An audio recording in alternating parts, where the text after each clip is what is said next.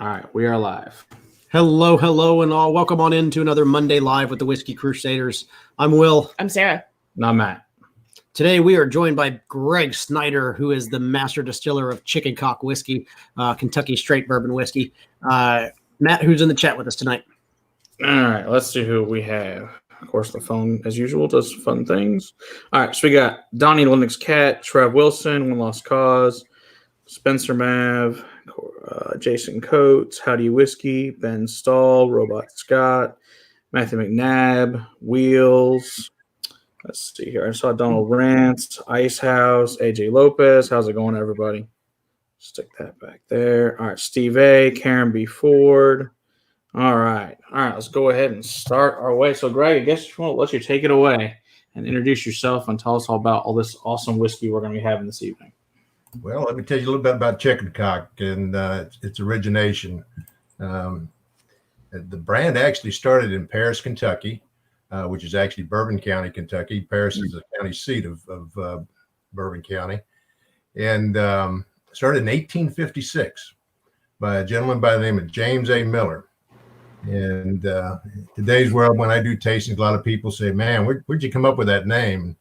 I didn't come up with that name. It actually was originated back in 1856. And back in that day, you know, a male chicken was called a chicken cock, just like South Carolina gamecocks. A lot of similarities. So at any rate, Mr.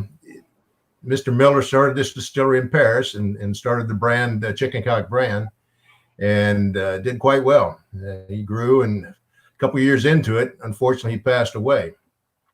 And when he passed away, he left a couple $1,000s to one of his clerks, a gentleman by the name of George G. White. Mr. White, of course, he couldn't afford to buy the distillery by himself, so he picked up a few partners and he acquired the distillery and kept the Chicken Cock brand alive, and actually made a tribute to Mr. Miller. There's some of the old bottles, pre-Prohibition bottles, that you can find at the Getz Museum, Oscar Getz Museum down in Bardstown, Kentucky. They have the whole history of the bourbon history in Kentucky. And they have some of the pre-Prohibition and early Prohibition, post-Prohibition bottles.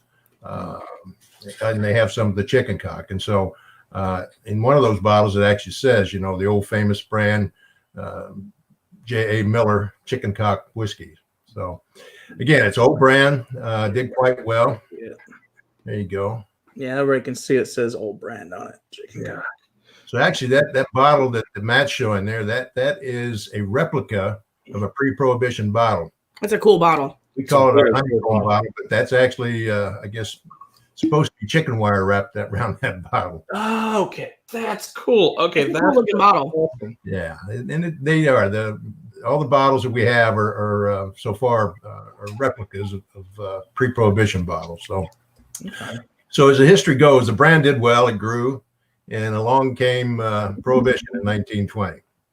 So unfortunately, the company wasn't wealthy enough to acquire a medicinal alcohol permit, and so they had to shut the distillery down. The brand sold to a company in Canada, actually, up in Montreal, and they made a rye whiskey. And so during Prohibition, they would put this rye whiskey, bottle it, and they place it in a tin can. Well, that tin can kind of protected the bottle from breaking when they bootlegged it across the border back into the United States. So Chicken Cock whiskey showed up in a lot of the speakeasies during Prohibition. And actually, one of its claims to fame was it was the house whiskey at the Cotton Club in Harlem, New York during Prohibition. So nice.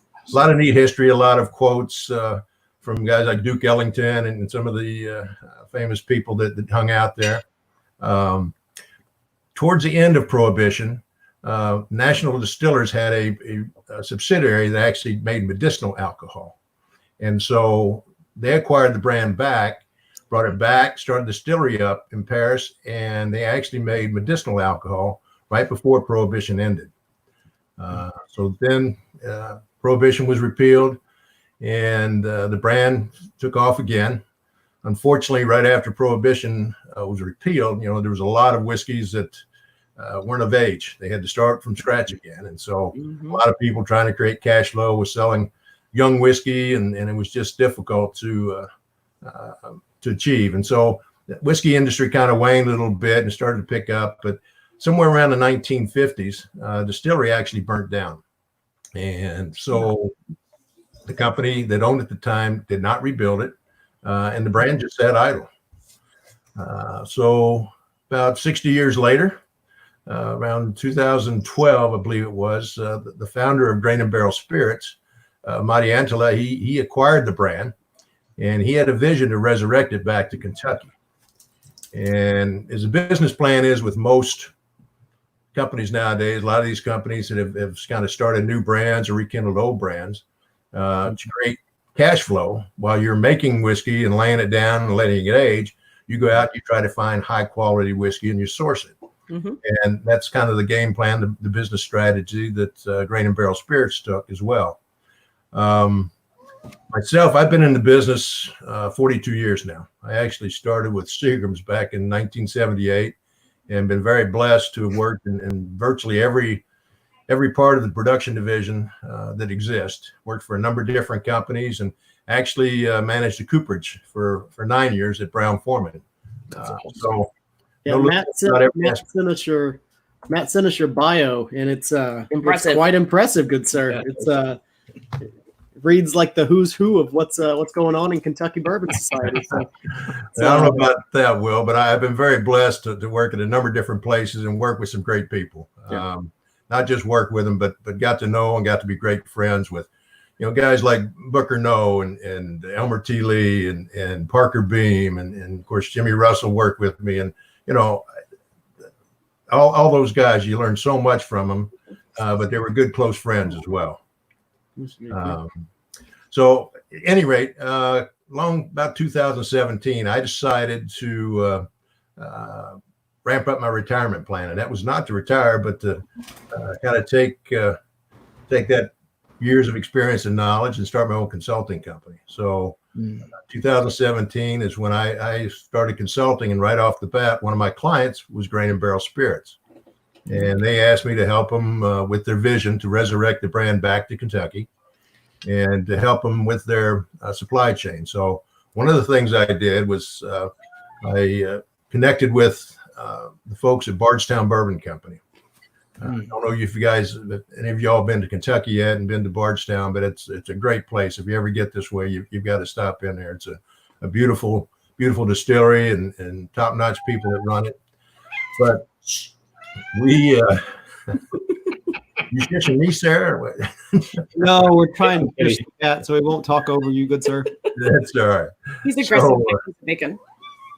So anyhow, one of the things I did was we negotiated a contract with Bardstown Bourbon Company, and they have a great program. It's a collaborative distillation program where we utilize their resources, their equipment, their people, and basically I gave them the mash bill. Their master distiller is a gentleman by the name of Steve Nally. And Steve and I are old friends. He's one of the few people in the industry it's got a few more years in it than I do right now. But Steve was a master distiller, the true master distiller at Maker's Mark for many years. He didn't get a lot of the notoriety, but Steve was a guy behind the scenes that actually was a true distiller. And but a great guy, and he knows how to make good whiskey. And so basically I give him the mash bill. When they make our whiskey, I go down there and I oversee the process. I gave them the times for the cooking, time and temperatures for cooking, all the specifications for fermentation and distillation. And then likewise, I select the barrels that we age our whiskey in. So the first batch of barrels we laid down a little over 600 barrels in August of 2018. We came back and laid some more down, a little over 600 in February of last year, 2019. And then we just here a couple of weeks ago laid down our third batch. So Nice. So yeah, we've got some whiskey. Unfortunately, it's going to be at least 2022 before it's of at least 4 years old before we even consider bottling it. So but we'll probably bottle some in their core brand, that bottle that Matt showed earlier, and then hopefully we'll hang on to do some special items, especially offerings as well later on. So Excellent. Why don't we drink some of it? Yes, I vote for drinking it. I have been. I don't know what y'all are looking for.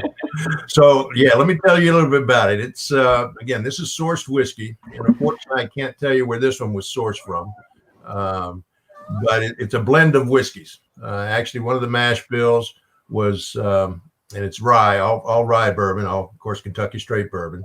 But one of the mash bills was 74, 18, 8. So 74 corn, 18 rye, 8 malted barley. And the other one was 78, 12, 10. Now, the first one I mentioned was actually older and tried to balance out. And that's one of the things I try to do when I'm sourcing whiskey, which is also part of my job as master distiller, to find the right balance. You know, some whiskeys you can find may be a little bit light in oak tones or a little too heavy in oak tones. And so what you try to do is find other whiskey that you can kind of blend with it and get the profile you're trying to achieve. I like it. I like it a lot. I think it's really good. Because like the one we previously tried was the 6-month version. So this one's at least 4 years old. Is that correct? Yes. Yeah, very, very much so. Significantly older than that, I take it? Yes, quite a bit older than that. Are you able to tell us how old or no? Actually, I can't. That's part of the non-disclosure agreement. That's kind of what I figured. But you know, most of them we can. You know, prior to this, you know, we did a couple of items. They were very limited offers. This Kentucky straight bourbon, we have a substantial inventory on it, so hopefully it'll help bridge the gap until ours becomes of age. But prior to it, we had some stuff, and I'll tell you, we acquired it from MGP in Lawrenceburg, Indiana, Midwest Grain Products, where a lot of companies that have gotten started here in the recent boom, that's where they acquired it. Some won awards like we did, and some didn't. It's all about those barrels. It is, you know, and it's funny you said that, Will. A lot of people don't realize that. It's 60 to 70% of the flavor that you'll find in a finished bottle of whiskey comes from the white oak barrel itself. Yeah.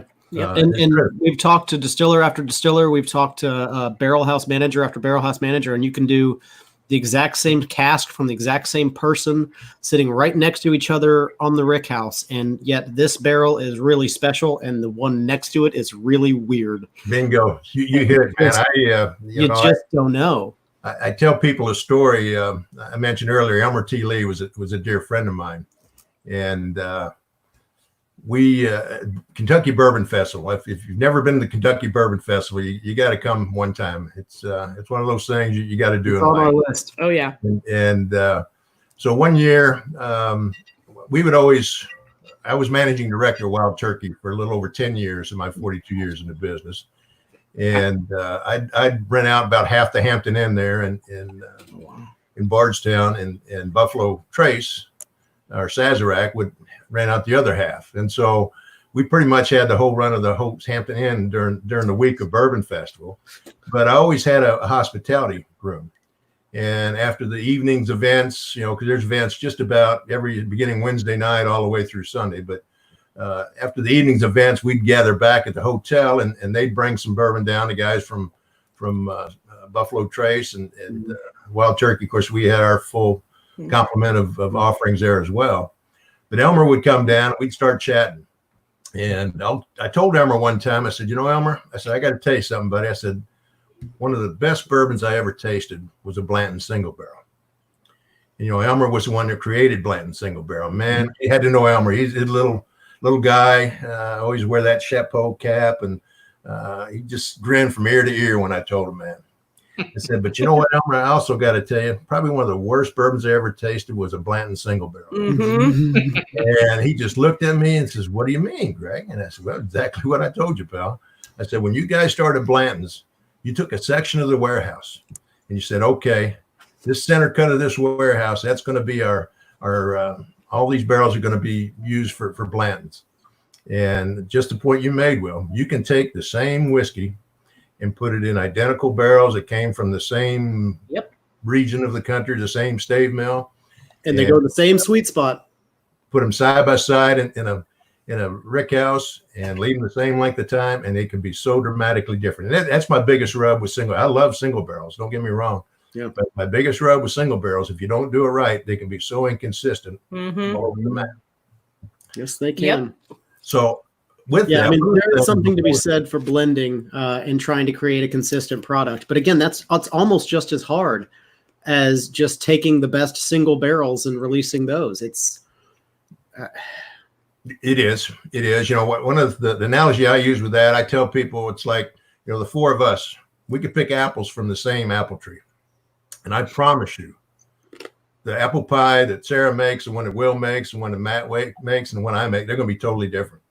It's, when you get it, it's what you do with it. Yep. I mentioned all the companies that source whiskey from MGP, and some won awards and some didn't. It's just what they did with it. The proof that you offered it at, how you blended it. There's so many variables that play into it till you capture that taste. Yep. I agree. Yeah. So it's one of the things we did prior to that with the MGP. Grand Barrel came out in 2016 with the 160th anniversary chicken cock bourbon. Wow. Originated in 1856. So in 2016, the brand was actually 160 years old. So they came out with a 8-year single barrel. Very cool. And back to your point, Will, it was great. I mean, phenomenal whiskey, but there was some inconsistencies. And so I asked the founder of the company, I said, Marty, let me take the last 12 barrels and do something special with it. And so I took the 12 barrels, I proofed them all. They all range from 108 to 115 proof. Okay. And I started knocking them down a proof point at a time until I hit the spot where I thought was a sweet spot. In other words, the alcohol burn subsided and the caramel and vanilla flavors just kind of overtook the profile. Mm-hmm. And I said, okay, boom, that's the proof. We're going to bottle this at. Then I took barrels, a barrel that was pretty dominant in certain characteristics, and matched it up with one that was maybe less dominant in those characteristics, but maybe had some more enhancing characteristics. And I started marrying up 2 barrels at a time. And so the bourbon was actually about 10 years old at this time. So that's when we came out with our chicken cock 10-year-old double barrel batch. Now, in today's world, you say double barrel, people think, well, you dumped it out and you finished it in a secondary barrel. No, it was 2 barrels per batch. Okay. So by doing that, I was able to get some consistency batch to batch. Made 6 batches out of the 12 barrels, but got a better level of consistency, and the flavors were phenomenal. The proof was actually 104 that we bottled it at. Nice. And by doing that, you don't over dilute the flavors that you're trying to capture, the true flavors that are coming out of that barrel. And you still get some consistency. So I was quite proud of that. That bottle sold retail anywhere from $250 to $300 a bottle. So it was quite expensive, but we did 1,900, a little over 1,980 bottles, and there may be a half dozen bottles left on the shelf in Louisville, Kentucky right now. Wow. So it was quite proud of that. So, and again, we're doing some limited offerings until we bridge that gap and get our bourbon of proper age. One of the limited offerings, and again, you still may be able to find a bottle here and there, but I took 6 barrels after we dumped the 12 barrels for the 10-year double barrel batch, and I gave 6 barrels to a company in Louisville, Goodwood Brewing Company.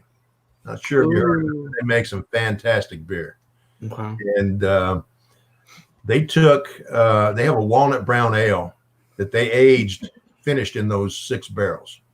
Again, the bourbon in there was 10 years old, fantastic bourbon.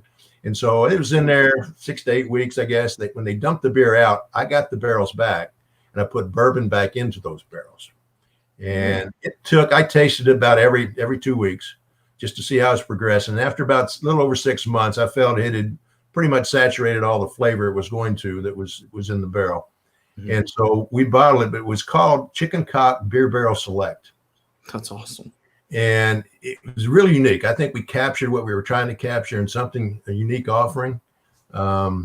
If you go into it thinking, well, this is going to be a great bourbon, it's going to fool you because you nose it and the taste it up front, the malted barley hits you right away. To me, it tasted more like an Irish whiskey than it did a bourbon whiskey. But then after it was on the palate a while, the caramel and vanilla would really open up, and it really finished sweet and had those bourbon and oak notes on the finish as well. So it did quite well. Again, it sold rapidly, very limited offer.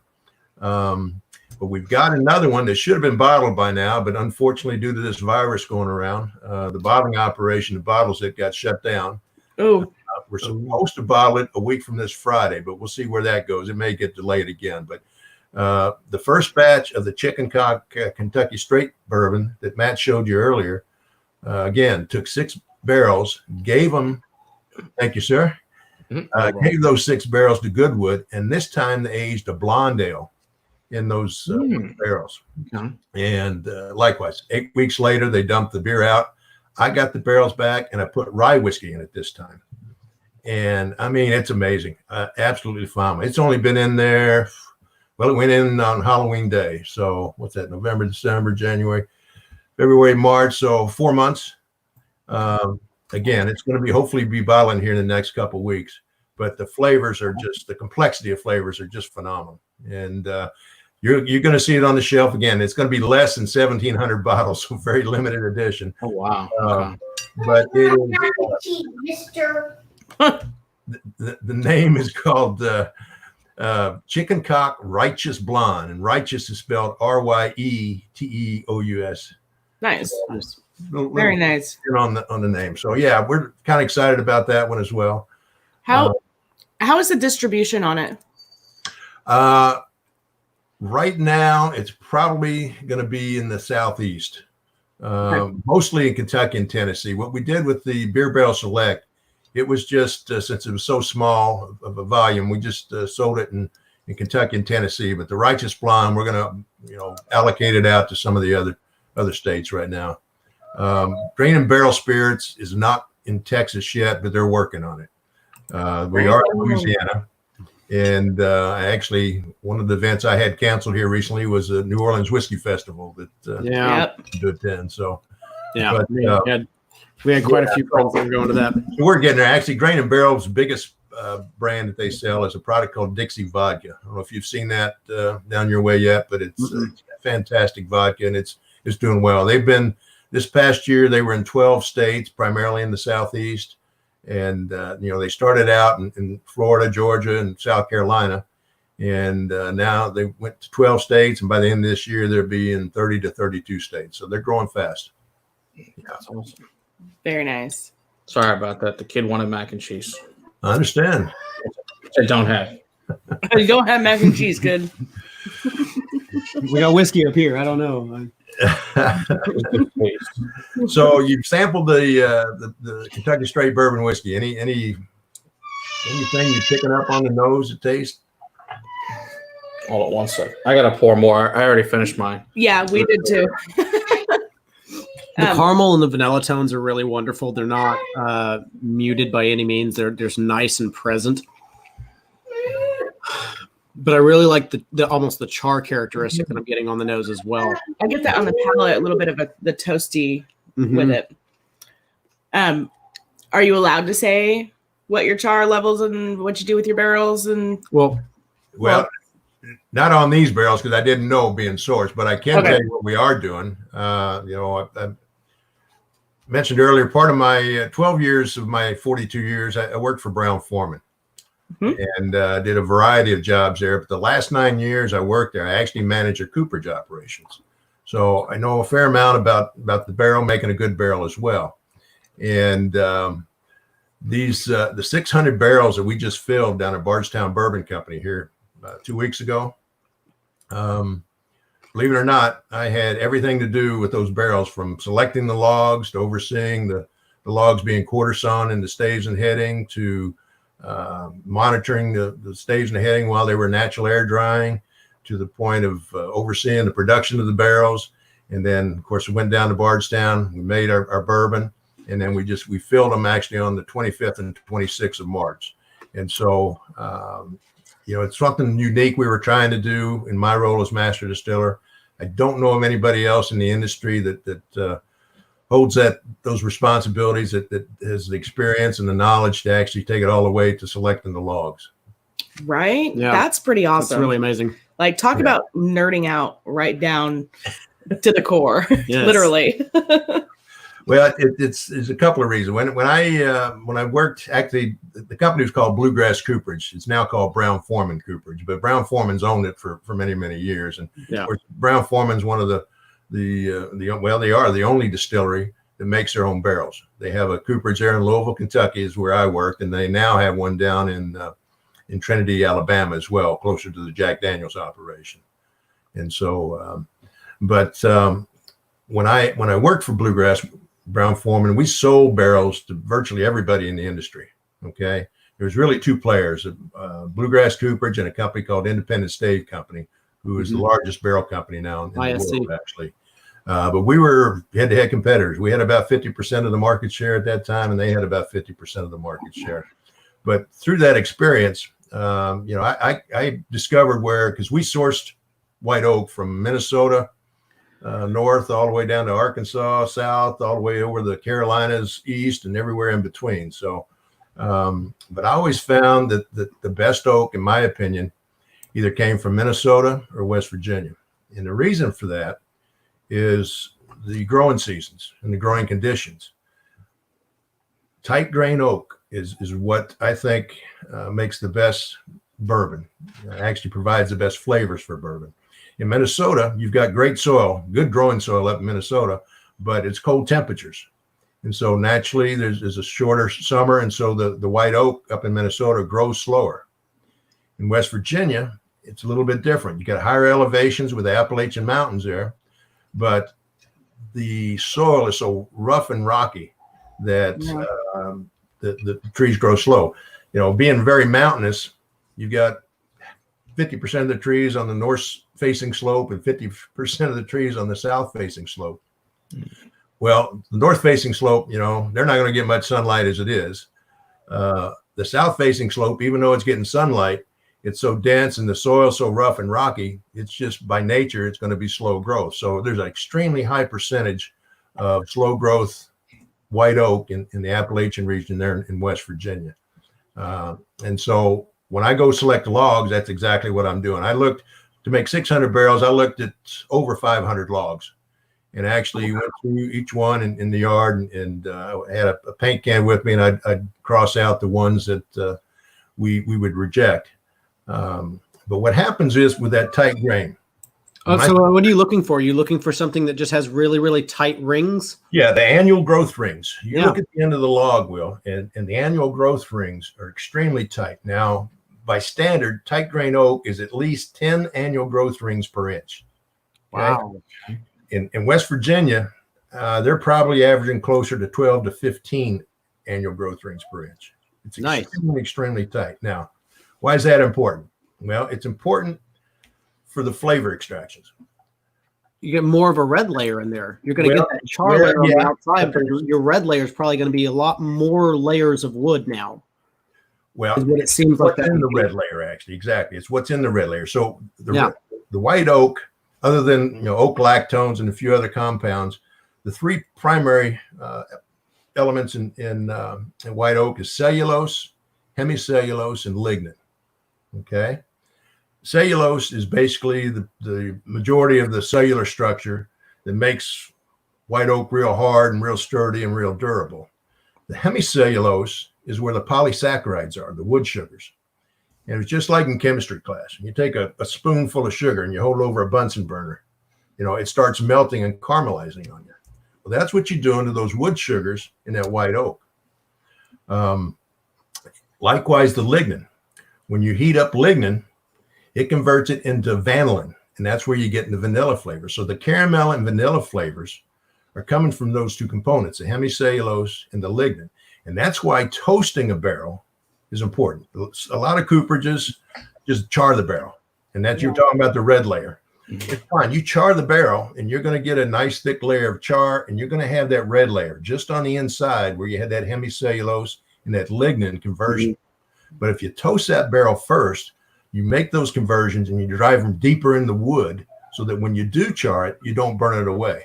Yeah. Don't overchar it either, because overcharring can just ruin all the good stuff you just created. So by being tight grain, you've got a much denser, a much higher concentration of those flavors that you can get out of a wood. out of the white oak itself. Yeah. The That's build of a amazing. barrel is about 81 inches in circumference. All right. Okay. And so, you know, you take 12 annual rings per inch. Okay. 81 inches times 12. Help me out, do the math here. Was that 960? Something like that. Let's take your word for it. You got 960 years of growth inside that barrel of white oak. And That's so insane. trying to put it in perspective. And so Okay, that's awesome. it's got Yeah. all that flavor. If you toast the barrel properly before you chart, man, you create all these great flavors. And that's kind of what we did with these barrels out in West Virginia. And I'm so excited. Hopefully I'll still be around when that barrel becomes a proper age and we can maybe taste it together someday. Sounds awesome. Yes, So indeed. Do most distilleries not do the toasting and char, or is that pretty uncommon? Or is Some do, some don't. It's more expensive that way. And, you know, unfortunately, a lot of times it's not the master distiller or somebody in R&D that's buying the barrels. It's a purchasing manager. Yeah. They've got a budget to work with, so it's all about the price. Right. What I do love about today's bourbon boom, a lot of these craft distillers, they get it. They understand it. Today's bourbon group, I say, is so much more educated.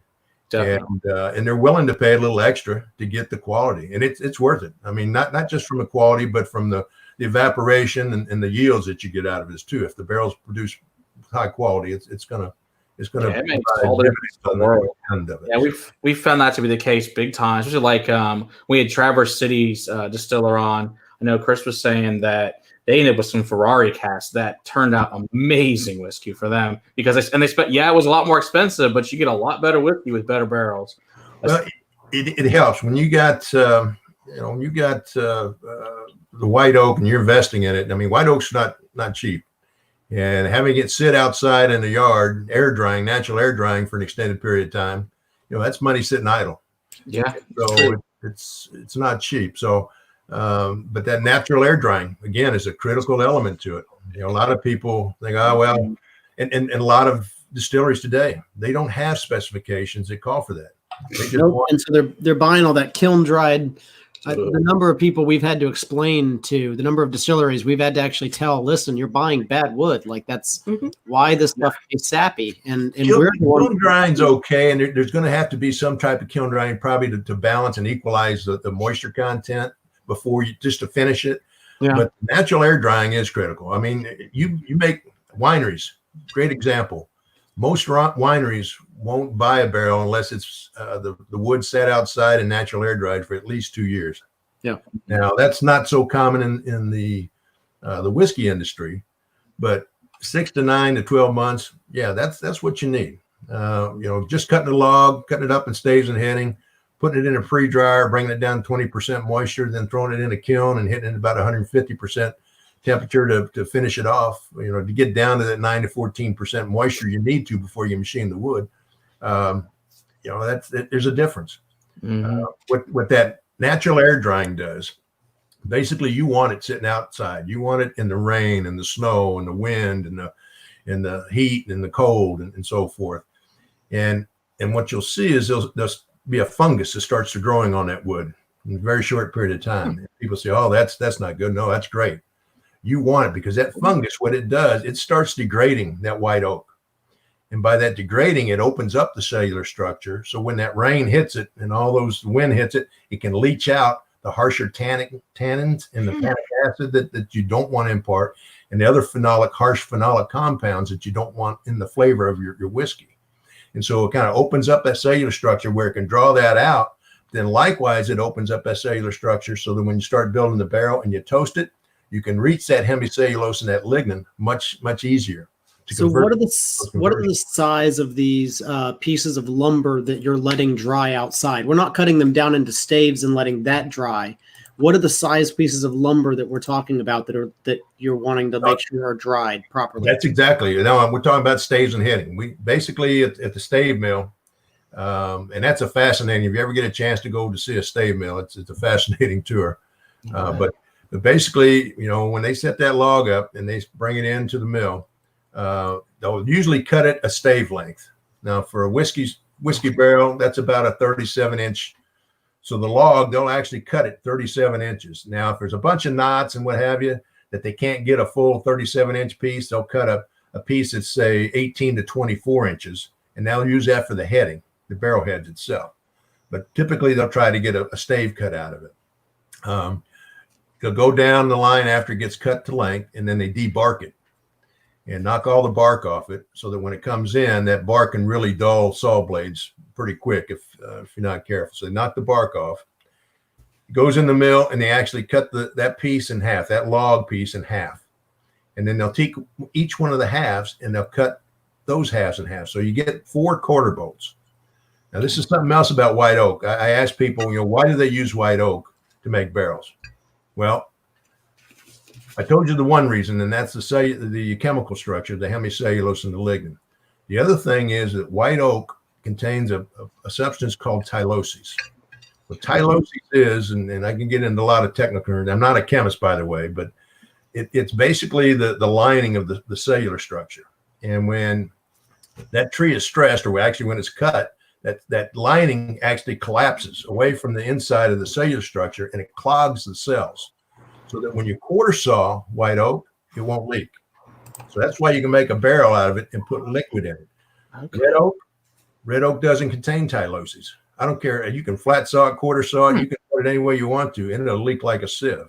Now, interesting. White oak, if you flat saw white oak, you look at a tabletop, a white oak tabletop or desktop, and you see a real wide flowery grain pattern, that's flat sawn. If you cut white oak that way and try to make a barrel out of it, it'll leak. But if you quarter saw it, like I said, you take that section of log, cut it in half, cut each half in half. So you got 4 quarter bolts.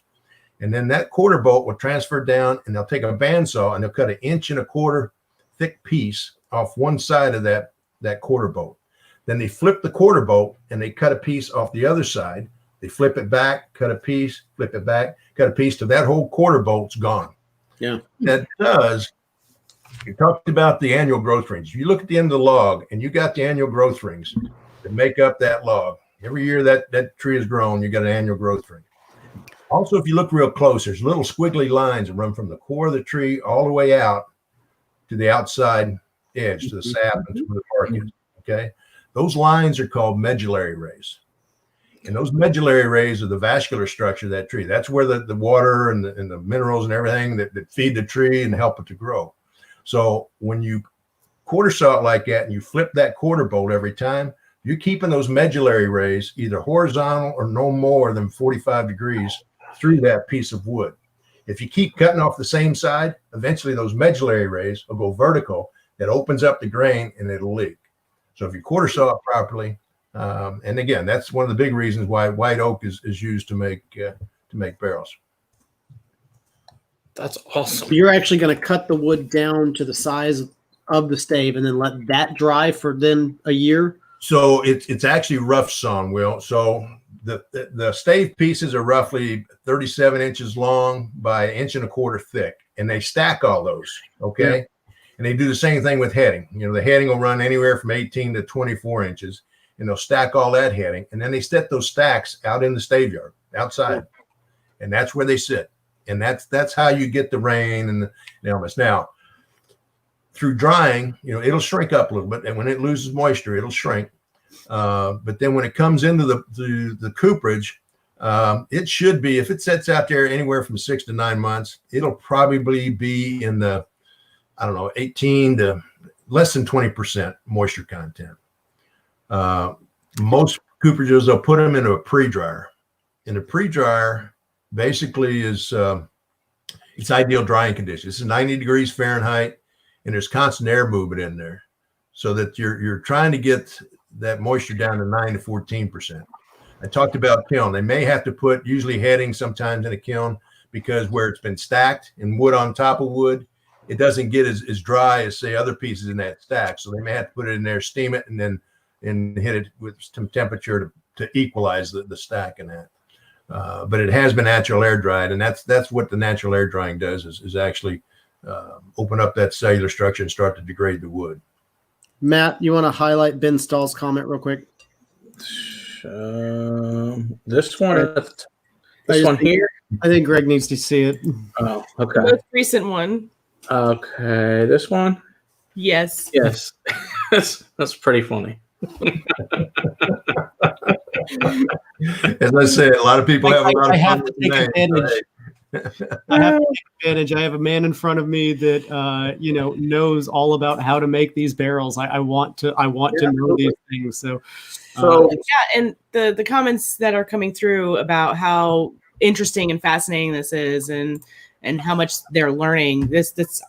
Like we said, we nerd out. yeah, I'm The enjoying people the who absolute watch heck out of this. nerd out. Yeah. Like, So when you have these, I guess, racks, how tall do you stack the wood usually in the yard? Oh gosh, I say staves usually run about between 800 to 900 pieces in a stack. Okay. So you're looking at what, 8 foot long by maybe 5 foot high, 5-6 foot high. Yeah. Yeah. But so yeah, it's a lot of people think, oh no, it won't dry sitting out there because of rain in it. No, that's exactly the point. Yeah, that's exactly what you need. Yeah. You need the earth to help. So, like, I assume it's multiple acreages of the cooperage, just how much wood's drying out in the yard, or how big is like an area? Most of the wood will actually drive at the stave mill. Now the cooperage does have a yard area out there where they finish drying it. But right now, at least in West Virginia, in most places, they're holding the wood at the stave mills. Okay. There's a lot of acreage. You can imagine stacks. It takes a lot. Yeah. So, how many barrels do you usually get out of each stack, approximately? Oh man, you're testing my math now.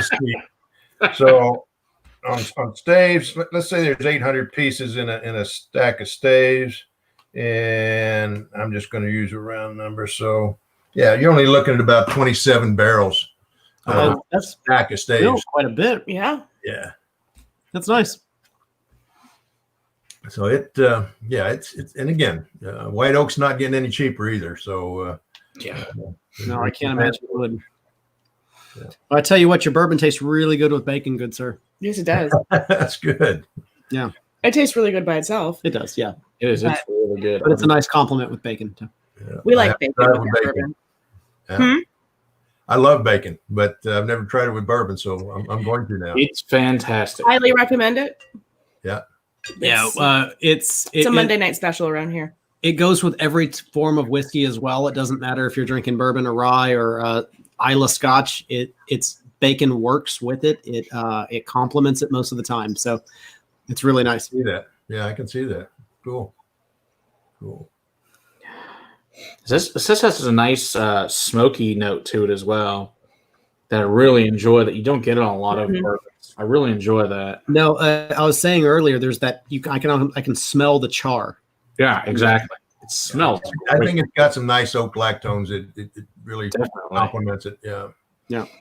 And it's unique. I can't really think of any other bourbon that smells like it. And I really enjoy the nose on this greatly.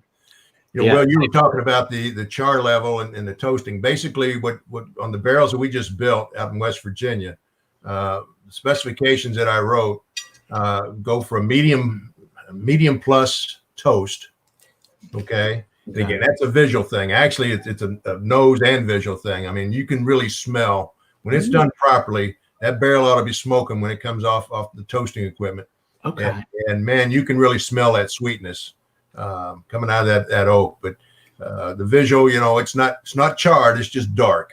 Okay. So when you say toasted, pressed on the verge of blistering, but not quite. Okay. And So char level. They're actually setting it on fire.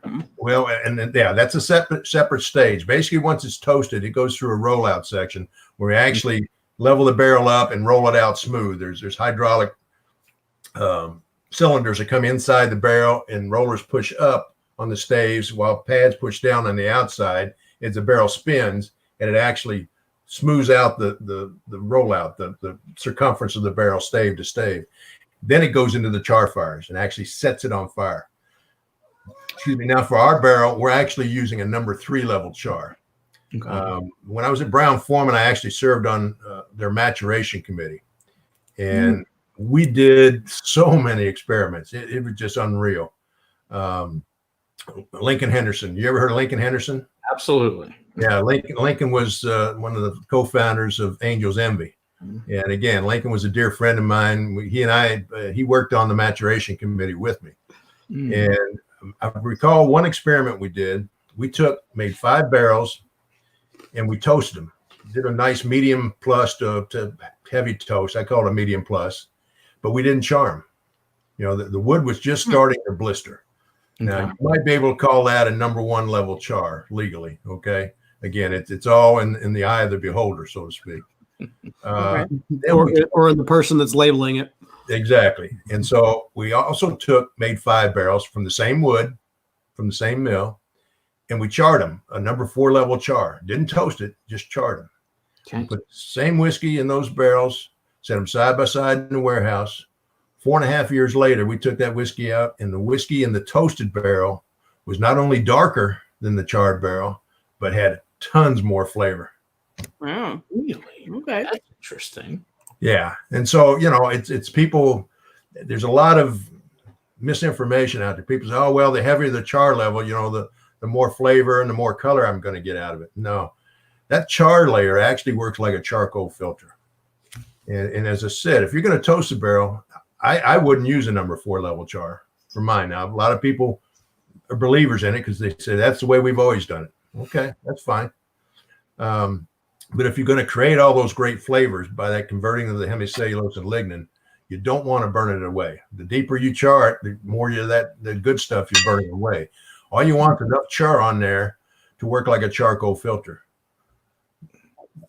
When you fracture or blister that surface, basically you're opening up the surface of that wood by charring it so that the whiskey can penetrate through that and reach those good, great flavors on the inside of the wood. Charcoal filtering, if you've ever tasted whiskey right off the still, absolutely, you can taste the corn and the rye or the wheat and the malted barley. It's really grainy. Yeah. And that's what that char layer is doing. It's stripping is during the heat of the summer, when that air pocket in that barrel expands, it's pushing that whiskey through that char layer into the wood. Okay. And then of course at night, you know, it happens day and night, but it happens more so in the summer, wintertime, it actually pulls it back out. And so that movement in and out of the wood is what's maturing it. But passing through that char layer, it strips out that graininess, and then it picks up those sweet caramel vanilla notes inside the wood. And then when it contracts, it pulls it back out. And so it's an interesting, transformation that takes place throughout that entire maturation process. We got a question from while we're on the topic of wood still, Matt, we've got a question up from Richie Z. Yeah, okay, that's the one I was got hold up. Okay, so Richie Z wants to know, for companies like Four Roses, Preps uses their flavored stage for their high-end select wood. So can you describe the process, something like that? Okay, I'm not sure what Four Roses is doing. I know Maker's Mark is doing some stuff. Okay, concept. Yeah, they're actually when the whiskey gets of proper age, they're basically taking it and they're building it's like inserts. They may have used apple wood or cherry wood, or there's a lot of different variations now that some companies are doing, and they take basically their slats, thin stave but thin slats, and they actually put them inside a barrel, and then they'll put that and finish their whiskey in one of those barrels to kind of pick up some different wood flavors. Okay. And do you know if they're toasting those or charring those, or if that's just raw wood?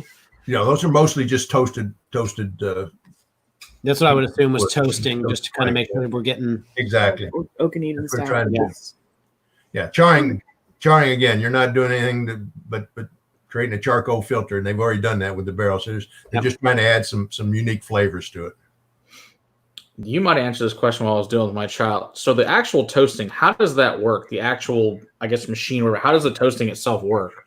Well, they just don't set it on fire. They just put a heat source under it and warm up the wood. Yeah, and that's one of the things. These guys in West Virginia, the Cooperage in West Virginia is actually one of my consulting clients, and I've been working with them from day one, and so I tried to share a lot of my knowledge and experience with them, and that's one of the things I think they've got an advantage over the competition on is their toasting equipment.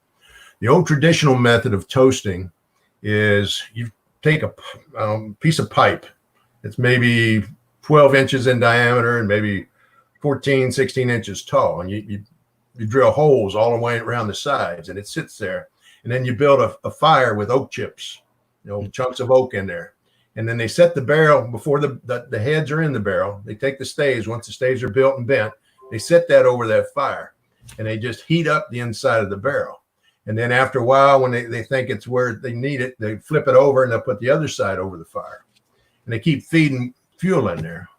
And that's the old traditional way of toasting a barrel before you got the fire coming out, little holes coming out of the pole. Basically, it's a heat source. Okay. Yeah. Now, my biggest rub with that is inconsistency. You don't have control over that process. Okay, I'm a production nerd. Okay, I'm an operations guy. I have been my whole life. How hot's the fire? And so I'm all about process controls.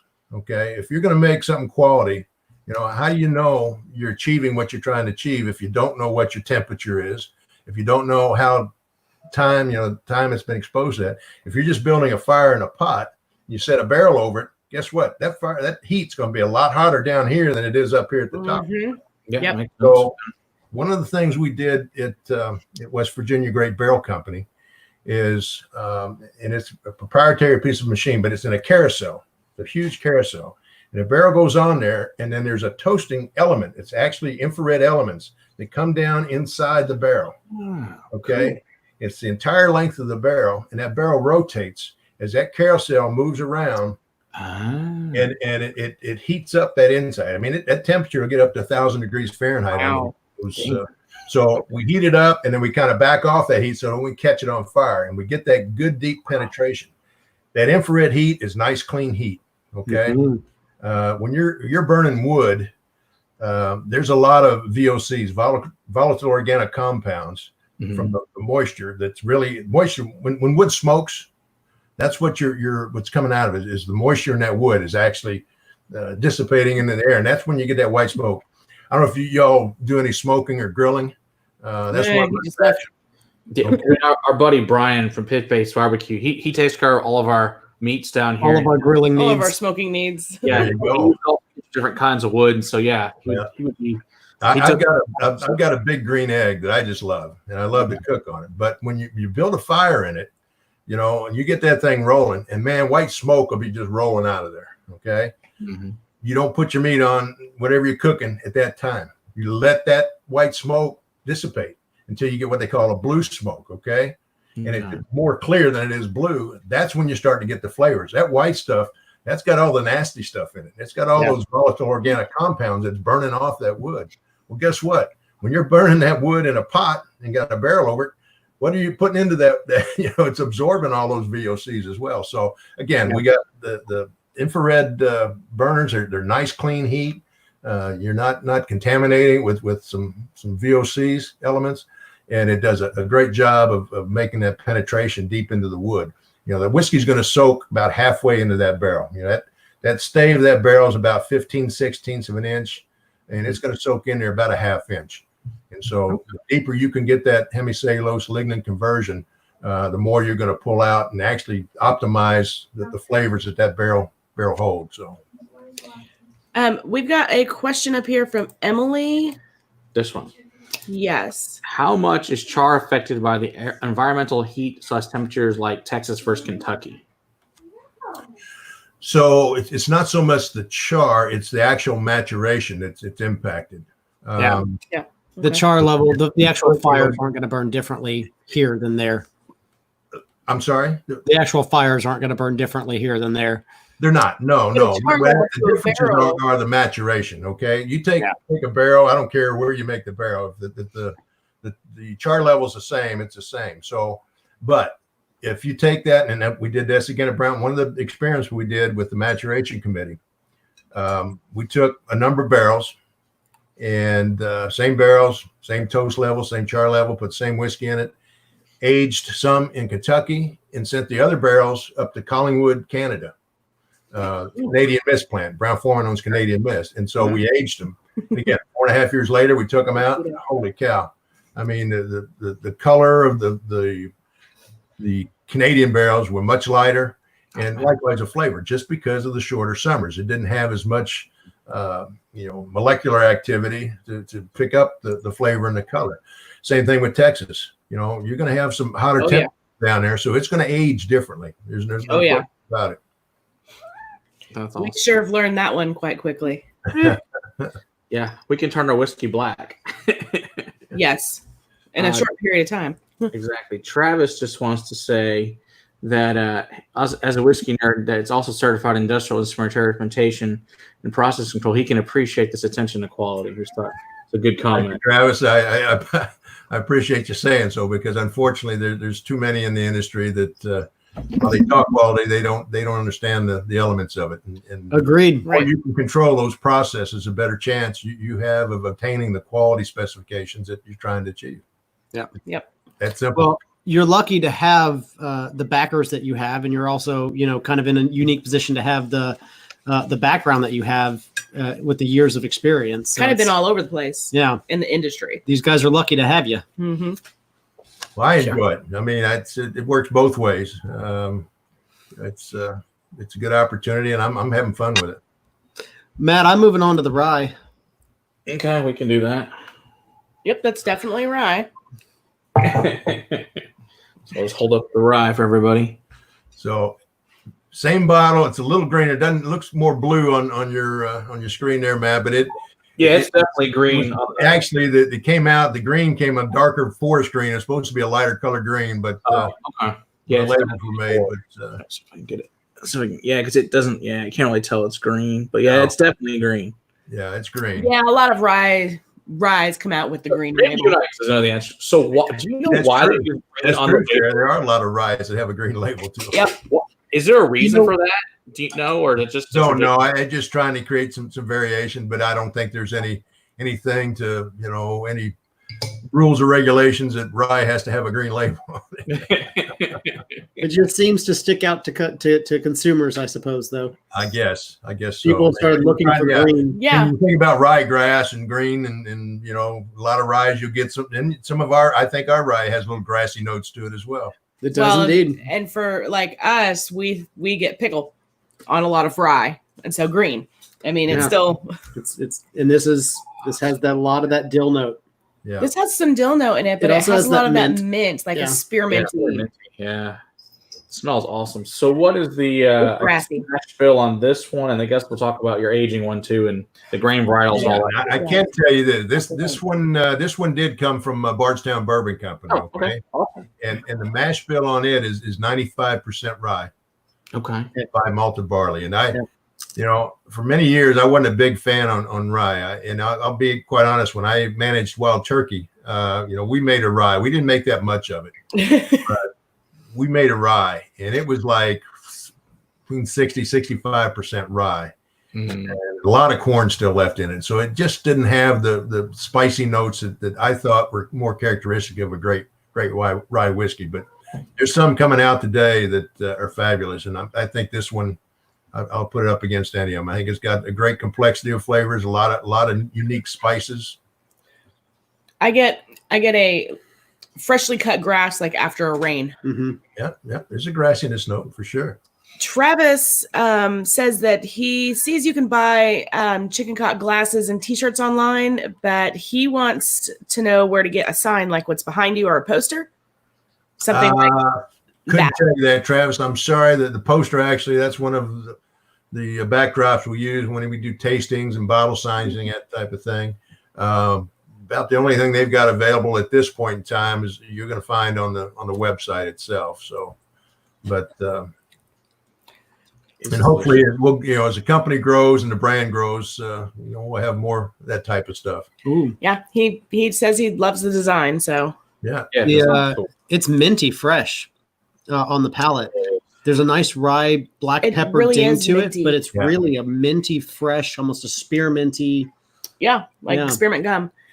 Eric would like to know how this whole virus thing has affected the distillery, if at all. And are you guys part of the groups that are making like hand sanitizers or anything? Well, no, they're contract distilling. That's true. Yeah, we're contract distilling. The guys at Bardstown Bourbon, I don't know that they're making any hand sanitizer. They may be, but they actually had to shut down some of the operations. I was actually going to be there the day that we filled the barrels. And unfortunately, I got a call the day before, and said, they canceled all visitors and even the office personnel stayed at home. They were just basically a skeleton crew making sure they were still making whiskey and meeting their customers' demands. And probably staying very far away from each other. They better have been. Yep, for sure. Oh, this is really good rye. Do you know what kind of rye varietal is used, or what you guys are using in your actual product that's laid in the barrels currently? What kind of rye you're using? What kind of rye? Yeah, what varietal of rye? I don't know what varietal what you're talking about, Matt. I mean, basically, is it like Elbon, Crystal, chocolate? That kind of Monongahela. I couldn't tell you. They're sourcing the rye primarily out of the Northwest. Okay. And so, as far as a particular varietal, I don't think it's their specifications that tight. Okay. Over the years, I've tried. I've seen great rye, and I've seen some pretty nasty rye. And there was a time when I was at Wild Turkey that we couldn't find good rye in the United States or in Canada, in Western Canada. We ended up having to bring some in from Sweden. Wow, that's wild. That's crazy.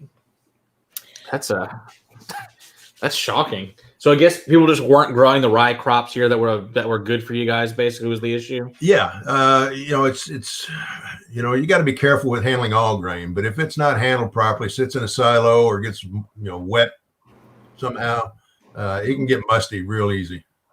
And so you got to be careful with it.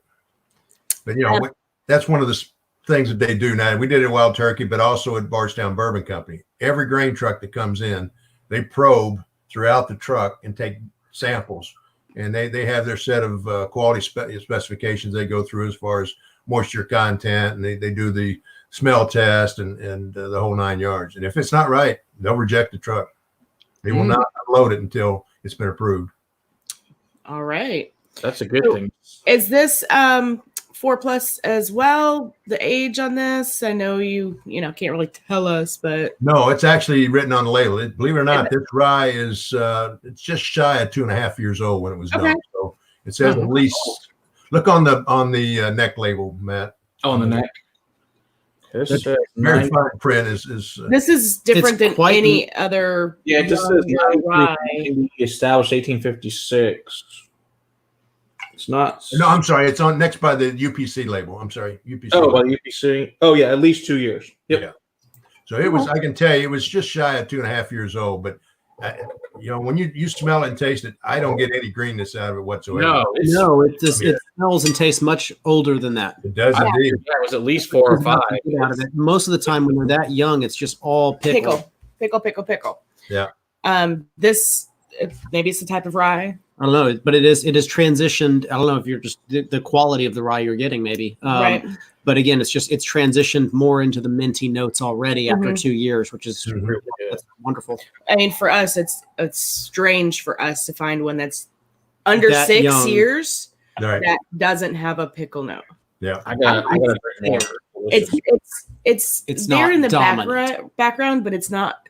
Okay, so I like pickle in my fridge on my sandwiches, not in my glass. It's not offensive for me as a person that's not a huge rye fan overall. I actually enjoy this. Yeah, I'm a huge rye fan. I think this stuff is awesome. Yeah, he is a really good way older than 2. I didn't even realize it. This is fantastic for 2. Yeah, I think it's quite remarkable, especially like you said, for as little time it's been in the barrel. But I personally got a lot of the spices. When I say complexity of spices, like you mentioned some black pepper, but I mean I even get some paprika and some cumin and some of these other spices that I cook with, and I think it's got a nice complexity and like I said, little grassy notes on the nose, but it's definitely different. Yeah. And it's very spearmint forward, the minty forward, and I like mint, so yeah, I don't mind mint to my glass. Just don't want pickle there.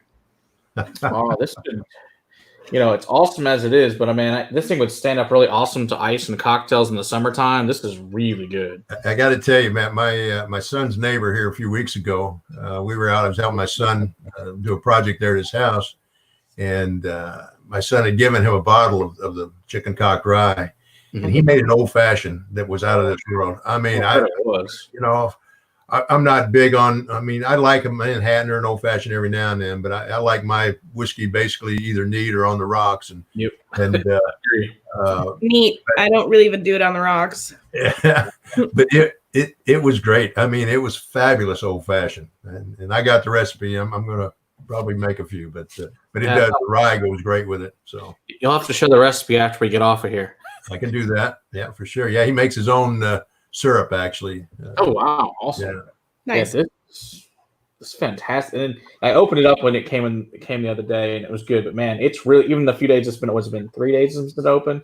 It has opened up. This has turned magical. That's the other thing. A lot of people don't realize. A lot of times you go to a bottle, you open it up, and let it sit in a bottle a while. That next pour is not always really truthful.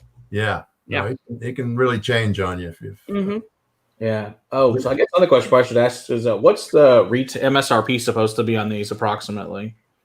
I think let's see here, if I've got them right, the Kentucky Straight Bourbon suggested retail price on it is around $60, upper 50s, and then I think the rye is about $10 more than that, probably the upper 60s to 70 in that range. It depends on where you're at too. Right. Yeah. It varies around the country. That's for sure. Yeah. Yeah. It's really good. I'm thoroughly impressed with both. Yeah. I can't wait to see your own stuff. Because I know you have the contract and decided what to put in it. So yeah, it should be really, especially with all your telling us all the different barrels and that, it's going to be really cool, and to nerd out when the actual whiskey comes out too, and to come back and talk about your own stuff with those specific barrels and everything. So that'll be awesome. Well, that's the key about this industry, man. You got to have patience, and it's tough. It's one of the industries. If you're going to get into it, you better have a supplemental source for cash flow, because cash flow doesn't happen. And you mentioned the 6 month stuff. When this company, when Chicken Cock, when Graham Barrel first acquired it, that's kind of how they started as well. They started out buying some very inexpensive 6-month-old whiskey, and came out with what they called their Chicken Cock Heritage, which was a bourbon, and Chicken Cock Bootlegger, which was a bourbon rye blend. I didn't get to try that one. No. You know what? Do they still make those two or not anymore? They don't make them anymore, and then there's the reason. I mean, they were okay. To me, they weren't a sipping whiskey. Again, if you were going to make a great cocktail, and they'd be fabulous in a cocktail, but just for sipping whiskey, I wasn't a fan. And again, when I got involved, and they knew that, I mean, but they were just, again, trying to generate cash flow early on, as many companies try to do. And got to do something. And so now, again, we've for the last couple of years, we've been focusing to try to reestablish that chicken cock quality reputation that was around so many years ago. And so hopefully we're headed in the right direction with that. Absolutely. Yeah. This is light years better, definitely, than the Bourbon Reserve, the Heritage Reserve we tried prior. Yeah. Good. It's really good. Unfortunately, man, a lot of people, they tasted that and say, "Oh, I'll never drink that again." And I said, "Well, it's different now." Okay. It's totally different.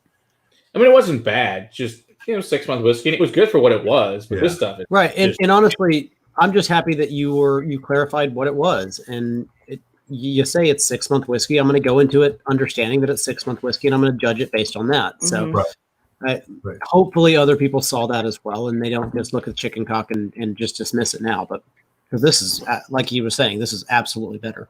Oh yeah, most definitely. I can tell you this. Well, one of the things that I pride myself on, and the company does as well, is trying to be as transparent as we possibly can. There's been too much BS called over the years in the industry, and that's unfortunate. We like transparency. We really do.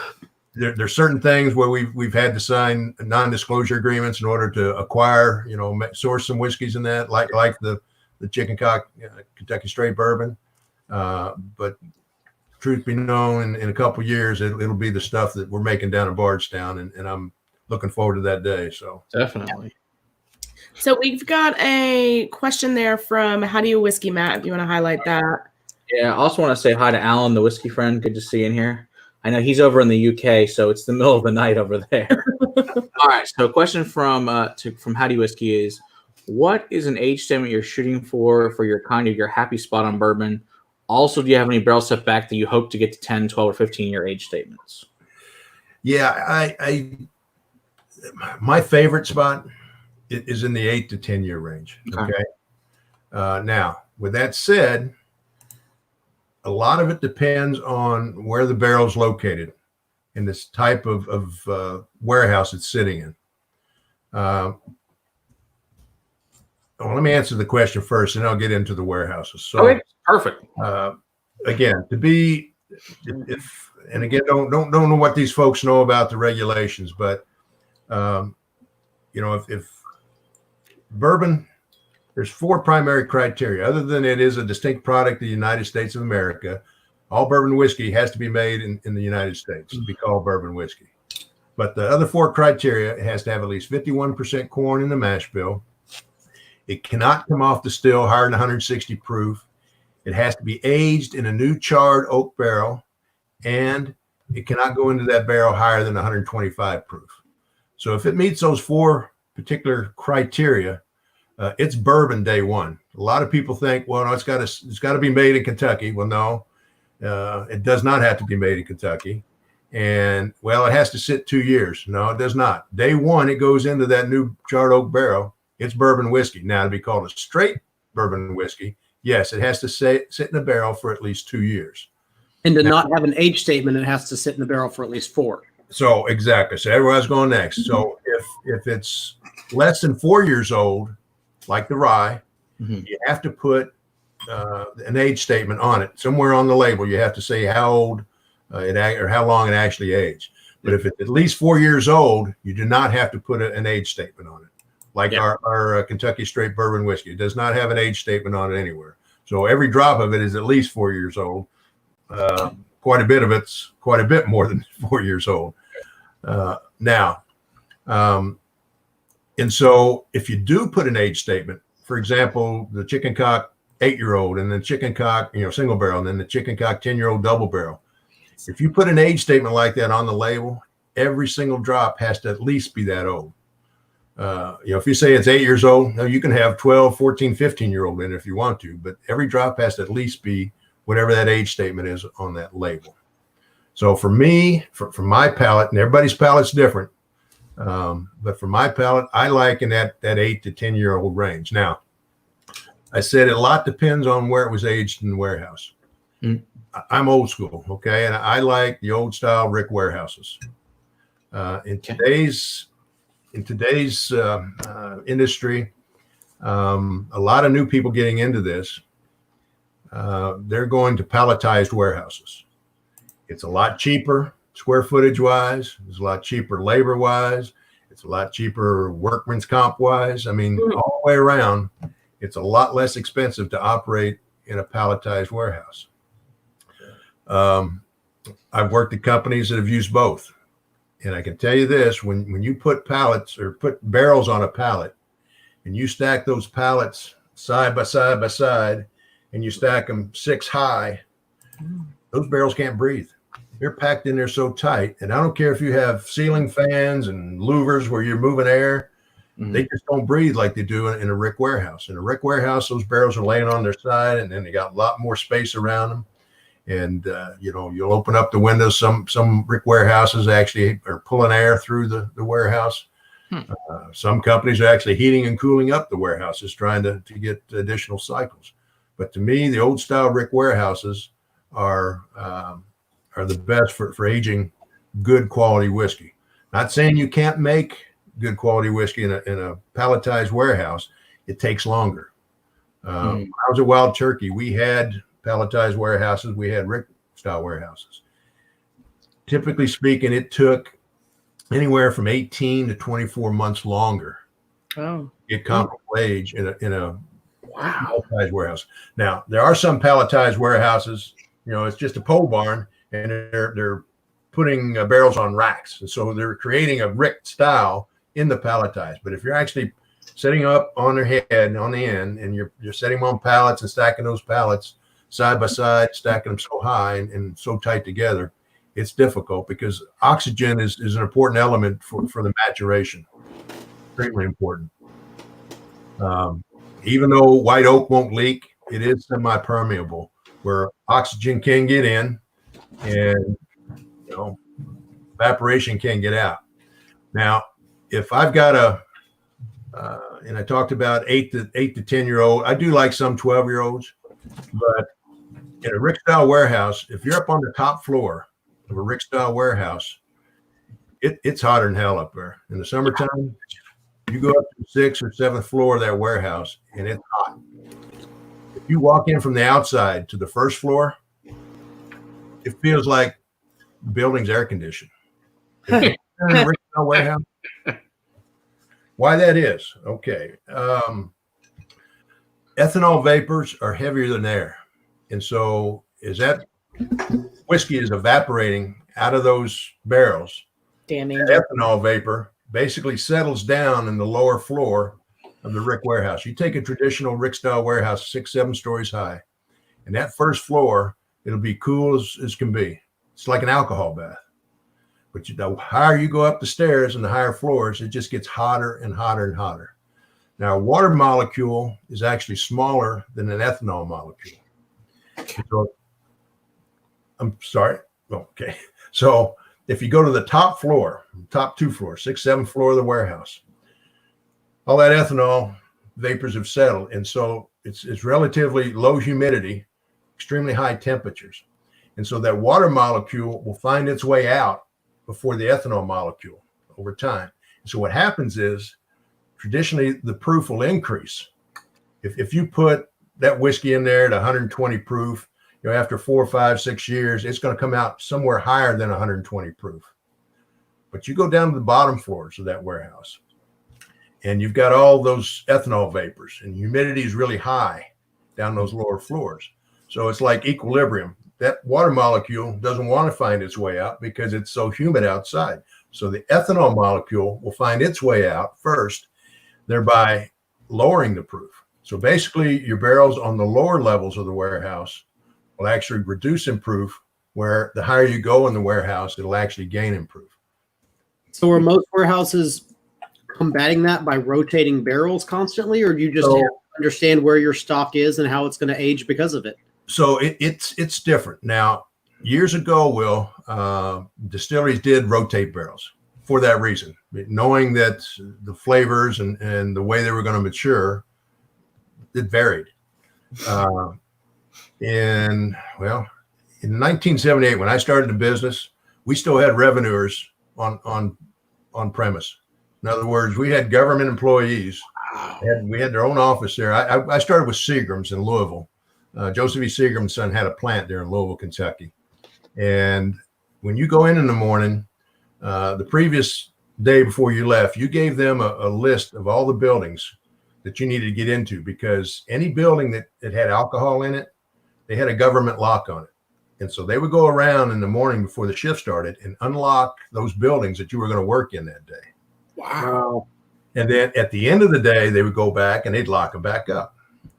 Well, when President Reagan got in office in 1980, he started looking at things. He said, you know what? The problem was, when you gauge a tank, or say you dump barrels and you were going to gauge a tank to see how much was in there and what your tax liability was, they may come down there and watch you do it, or they may not. They just say, just fill out the paperwork. So you fill out the paperwork and walk it down there and take it to them, and they got their feet up, drinking coffee, reading the paper, whatever.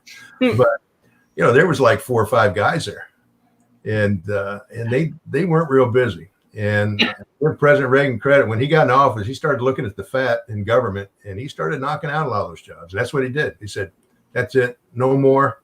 We're turning the keys over to the distilleries. And oh, by the way, you still have to fill out all that paperwork and send it to, at the time, it was the BATF, send it to Bureau of Alcohol, Tobacco, and Firearms, and pay your taxes on time.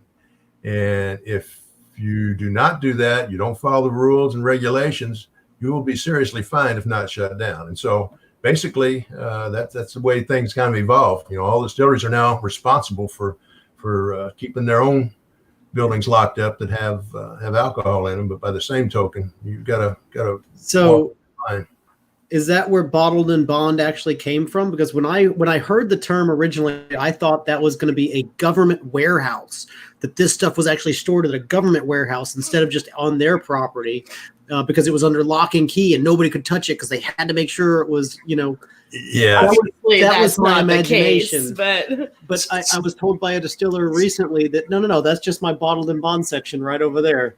Yes, somewhat. I mean, the Bottle and Bond Act, there's a lot of history on that. You can go back and research that and read about it a little bit. But basically, anywhere that had alcohol flowing through it was a bonded area.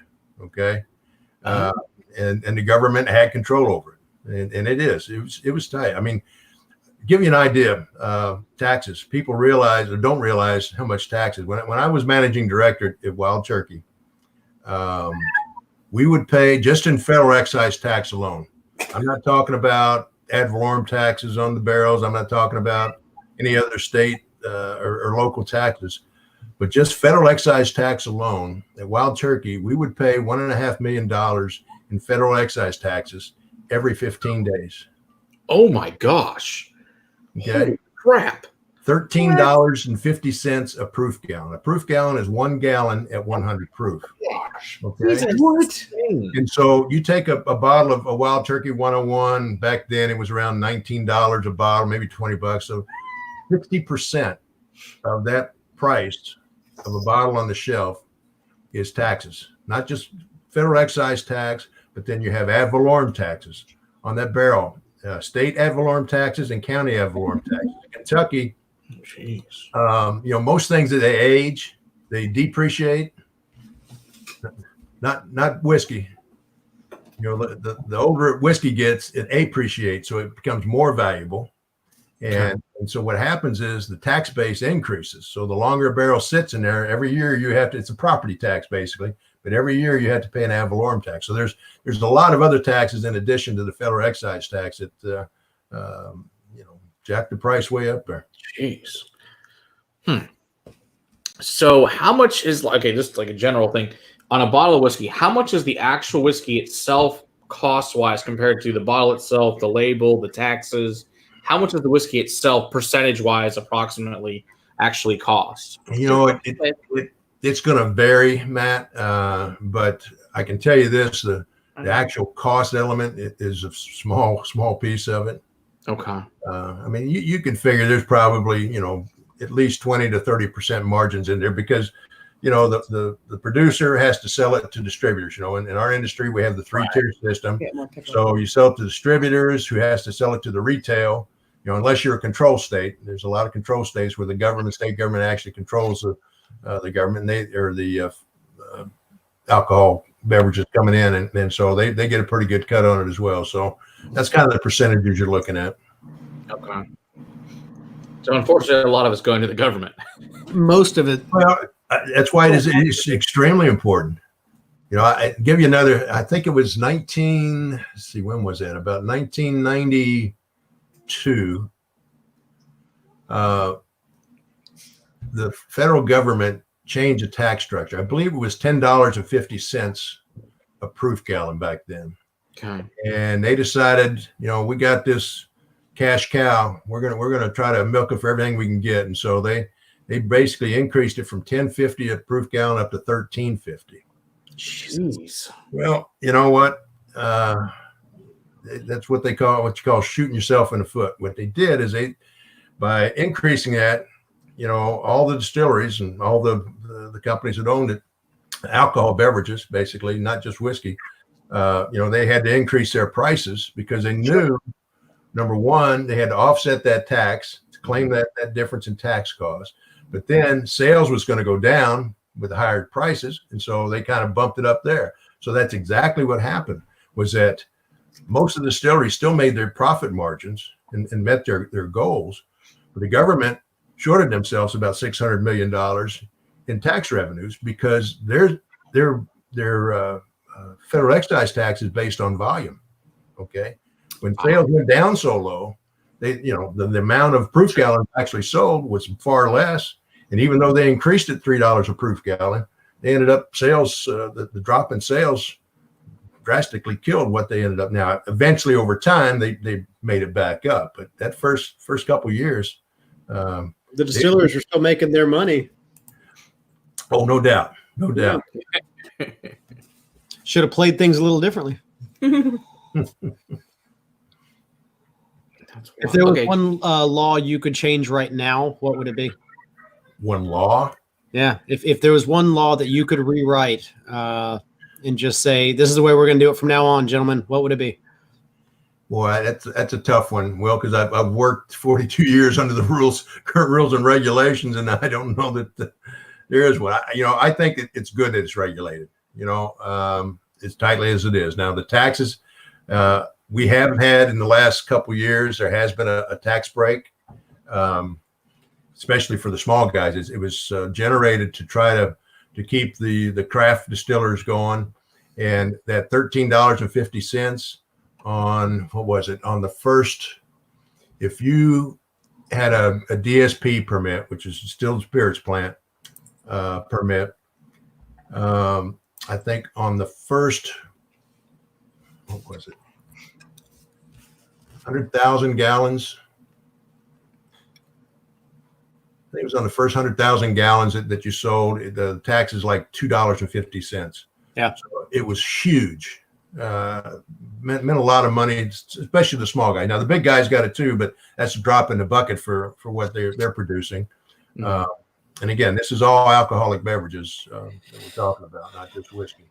So, and they just recently actually re-upped that same tax break. So I think it's healthy for the industry. It's created a lot of good things, a lot more growth, and encouraged a lot more new people, new companies to get into the business. Okay, Travis has a question. He wants to know so how much is paid in taxes per barrel that's filled, or is it taxes for every year, age, or just when it's bottled? Or all of the above? So on the barrel, the ad valorem tax is paid on the barrel. Okay. Basically, there's a theoretical original proof gallons. It's 50. Those barrels standard 53 gallons. So depending on what proof you entered the whiskey in, determines how many proof gallons that you have theoretically in that barrel. Okay. If you didn't fill it up all the way, you shorted yourself. But for example, if you put it in the highest, the government allows you to still be a bourbon whiskey. It's 125 proof. So you put a 100 or 53 gallons. You fill up a 53 gallon barrel at 125 proof. That's 66.25 proof gallons. It's actually in that barrel. Basically, you take the 1.25 times the 53 gallons to get the 66. So basically, it's all calculated. The ad valorem taxes now I'm talking about are based on proof gallons that you've got in that barrel. Okay, or should have in that barrel theoretically. So we were talking about that, and then we were talking about the federal excise tax is actually based on what you bottle and ship. Okay, the proof gallons. Okay. I'd mentioned when I was a wild turkey, every 15 days, we would make that payment. So twice a month, we would make our federal excise tax payment. And basically, when you load a truck of finished goods and it leaves, that's when you determines you owe the government the taxes. Okay. So that's why every 2 weeks, whatever shipped in those 2 weeks, that's what you pay the government based on. Man, that's wild. Man, that's a lot of money. Okay, so you wouldn't change the 3-tier system or the? There's pros and cons to that, Will. I mean, I guess if I sat down and gave it some thought, I could probably scratch out a few things that I'd like to kind of throw it at you. I'm sorry. Yeah, but again, there's pros and cons to the 3-tier system. Especially for little guys. I mean, it's tough to compete when you got these a lot of these distributors now. They've kind of gobbled up all the little players, and so there's some big giants in the world, and they control things. And for grain and barrel spirit to go in there and try to say, hey, we want you to sell our chicken cock whiskey or Dixie vodka, and they say, "Oh yeah, sure, we'll sell it," and then they don't give you the time of day because they're focused on their money makers, the Diageos of the world or the Jim Beams of the world. These big players that they make all their money on, and so it's tough. I mean, our sales. The sales crew at Grain and Barrel, they have to work their tails off because they're the ones that have to go out there and beat the bushes and make the sale. And just like other small companies, you can't really rely on or expect to rely on the distributor. Some distributors work with you better than others, but again, that's just part of the rules of the game. I live in a state with a lot of blue laws, and I'm hung up on whether I'd rather buy whiskey on Sundays or I'd rather have whiskey in the liquor store or whiskey in a grocery store or Target or whatever. Yeah. Because it just kills me when I see posts on Facebook of friends in other states that go to Target and they find these really cool bottles on clearance. Clearance. I'm like, clearance. Yeah. The Target clearance goes down to like It's 40%. on the end cap. That's clearance, baby. Oh. And we don't get that here. No. So Big Bear wants to know, where can you buy chicken cocktail? What states do you guys distribute to currently? What state? Ones? I'm sorry. Big Bear wants to know which states you guys currently distribute to. He wants to buy a bottle, so he wants to know if it's fully available in the state he's in. What's Big Bear? What state are you in? We can probably help you out. Yeah, I was going to say that's probably easier than trying to name all the states you're in. a lot of states they allow online sales, and so if your state allows online sales, you can always buy it online. Matter of fact, they have a Grain and Barrel has a pretty high percentage of online sales. Awesome. But again, I mentioned earlier we started in the Southeast, so basically, He's in Kentucky. he's in Kentucky. Then yes. What part of Kentucky? I'll tell you exactly where to go. Sure. When this is all over. I'm in southern Indiana, right across from Louisville, Kentucky is where I live. Okay, so Big Bear, tell us what part of Kentucky maybe can tell you a store to go get it at. If you're around Louisville, yeah. Lexington. Okay, Lexington. Liquor Barns. I did several tasting at the Liquor Barns. If they don't have it on the shelf, they can easily order it. Our distributor in Kentucky is Republic National, RNDC. Okay. Would that be who I would contact in Texas too? I'm sorry, Will? I have friends at RNDC. Is that who I would contact too? Probably. That's probably who we're going to end up using in Texas is my guess. Awesome. But yeah. Yeah, we know some little liquor stores that are probably thrilled to carry this, and then obviously the big guys too. But when do you guys expect to be in Texas? Fairly soon, hopefully. Yeah, I'd say within the next. I'm hoping within the next couple of months. Like I said, this virus has really kind of thrown things in the delay. We Dixie Vodka actually, Grain and Barrel Spirits established a sponsorship with NASCAR past year, and so actually Dixie Vodka is the official vodka of NASCAR now for the next couple of years actually. And so that kind of prompted the ramp up to get out and get into more markets where NASCAR runs races. So yeah, we should get there shortly. So yeah, Matt only gave us these little. You got 2 ounces. I'm sorry. Ready. They're gone. Well, I'll have a few more. Just because you worked at Wild Turkey, I'm going to pour myself some rare breed. Well, let me ask you, do you have any Russell's Reserve? No. I created that brand. Did you? I do love Russell Reserve. That's great. Russell is a very good. That's a staple in her father's house. Yes, it is. Yeah. Has a couple of Russells on hand. He's got Wild Turkey on hand Yeah. in general. He likes Wild Turkey. I like Wild Turkey too. Quick story. I started when I left Brown-Forman. I went to work at Wild Turkey as a managing director, and it was owned by Pernod Ricard at the time. Okay. And one of the first things they asked me to do was take a look at our inventory and tell us if we have too much whiskey. We think we have too much whiskey. And so my first question was, well, what are your sales forecasts for the future? And they said, well, figure 2% growth for the next 3 years. I said, well, I need more information than that because you have some products up to 12 years old. So I need to know forecast out for 12 years. So they said, well, just figure 2% growth on every brand out for the next 12 years. And so I built what I call a liquidation distillation model. And basically it incorporates, your yields every year. A barrel sits, you're going to lose more and more in evaporation. and it tells you how much you need to make in order to meet the sales needs coming down the road and what have you. Well, I did that. And I came back. I said, well, you don't have too much whiskey, but you got too much older whiskey. And they said, what do you mean? I said, well, what's happened was back then they had the finance department actually were the ones who dictated which barrels they would pull out of the warehouse and dump. Okay. Finance department? Finance department. And for Wild Turkey 101, which was the largest by volume of all the brands that they had at the time, Okay. It was 6.5-year-old bourbon. And every year they would use 6.5-year-old bourbon. Well, guess what? 6.5, 7, 8 years ago, they laid down more whiskey than what they were selling 6.5 years later. And so what would happen was this whiskey get a year older, and finance will look at that and say, well, no, the evaporation is not as much there. And so it's cost more money. So we can't increase our cost on it. So we just keep dumping 6.5-year-old. And hey, true story. Okay.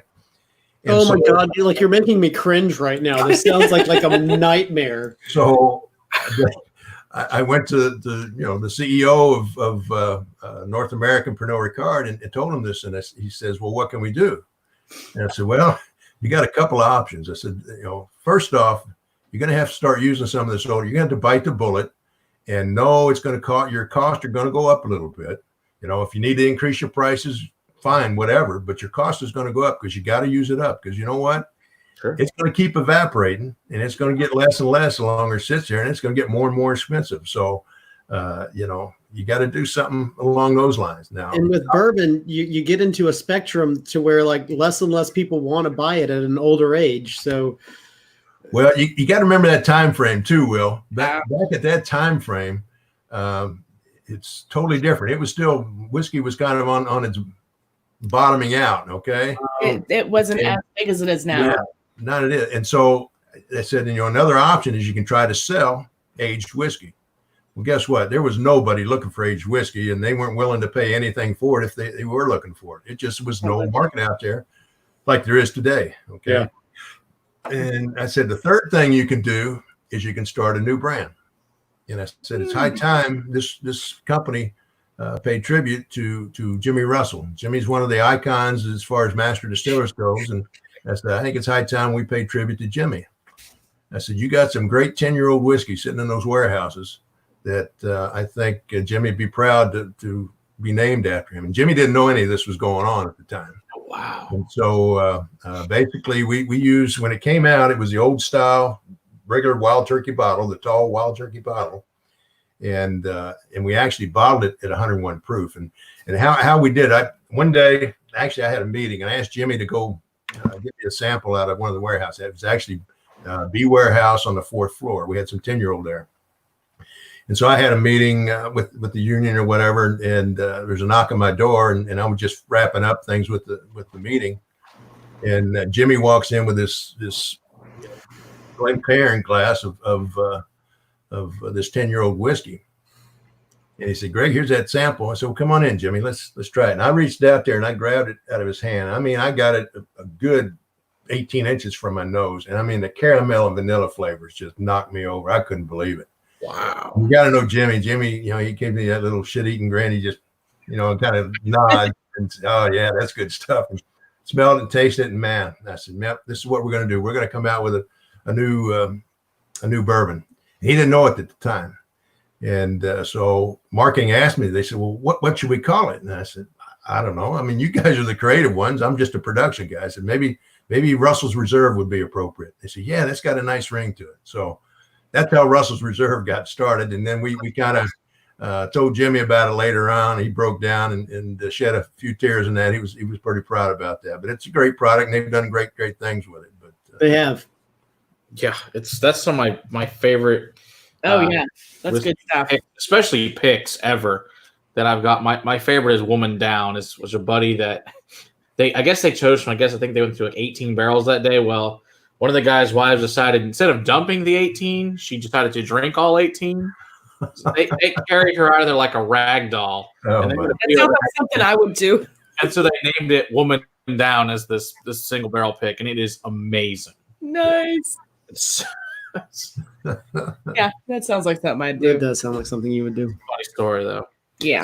I do have another question about the warehouse location. So, what is your preferred outside with metal, brick, concrete, stone? What's your preference on that for warehouses? Yeah, I think the old traditional style, the metal sheeting on the outside is probably the best. You get in the summertime when it's hot outside, it'll be hotter inside that warehouse the higher you go. I mentioned the higher you go, the higher it is. And in the wintertime when it's cold outside, that colder temperature intensifies inside. It feels colder inside those warehouses than it is outside. So I think that metal sheeting basically amplifies the temperatures. Okay. So when you say it gets hot, like what temperatures it get to at the top of the warehouse, just approximately? Well, if it's 90 degrees outside, I promise you it'll be hotter than 105 up in the top. Okay, so that's a. I've had guys. I remember when I worked at Seagram's, and I was. Can you imagine that doing in Texas? Yeah. 7 outside. Well, yeah. Yeah, I've done a fair amount of turkey hunting down in Texas, Will, and yeah, I've been there turkey hunting in 105-degree weather. Now it's different there because it is dry. Okay, it is 105 temperature here in Kentucky or Indiana. Well, I mean, honestly, that depends on where you are. If you're down in Houston, it's not dry. Is that right? It feels like it's 105 and feels like an armpit. It is not whatsoever. Houston is the armpit of Texas. That's why I did not live there. Went to a job interview down there. I'm like, nope, can't do this. Nope. Between the traffic and the smell. I've been there like twice, and I've been in Texas for like 27 years now. Yeah, once was just a drive-through. Yeah. When I worked at Seagram's, we actually had masonry warehouses, brick warehouses. And of course, they had concrete floors. They were 6 high. They would hold like 50,000 barrels each. Big warehouses. But when I was a supervisor with the entry crew, we'd be up on the top floor in the summertime. And of course, those buildings weren't heated or cooled. And those buildings, even though they had windows, they were small windows. So there wasn't a lot of airflow going through there. And I mean, crews were up there every couple hours. We had to take a break and go outside and sober up because you're sweating. And I mean, all those alcohol vapors just absorb into your body and you get a little slap happy. So gosh, I hadn't thought about that. Yeah. That's wild. Come down and catch a little fresh air and sober up and then go back out, even though you hadn't, none of the drop didn't touch your lips. So. Eric is asking me, one of our regulars, a fellow Crusader at this point, I should just call him, is asking me to show you our Lone Elm pick. Yeah, so that's between 5 and 6 years in Texas, that Lone Elm. Sorry, this is a 5-year-old whiskey here in Texas.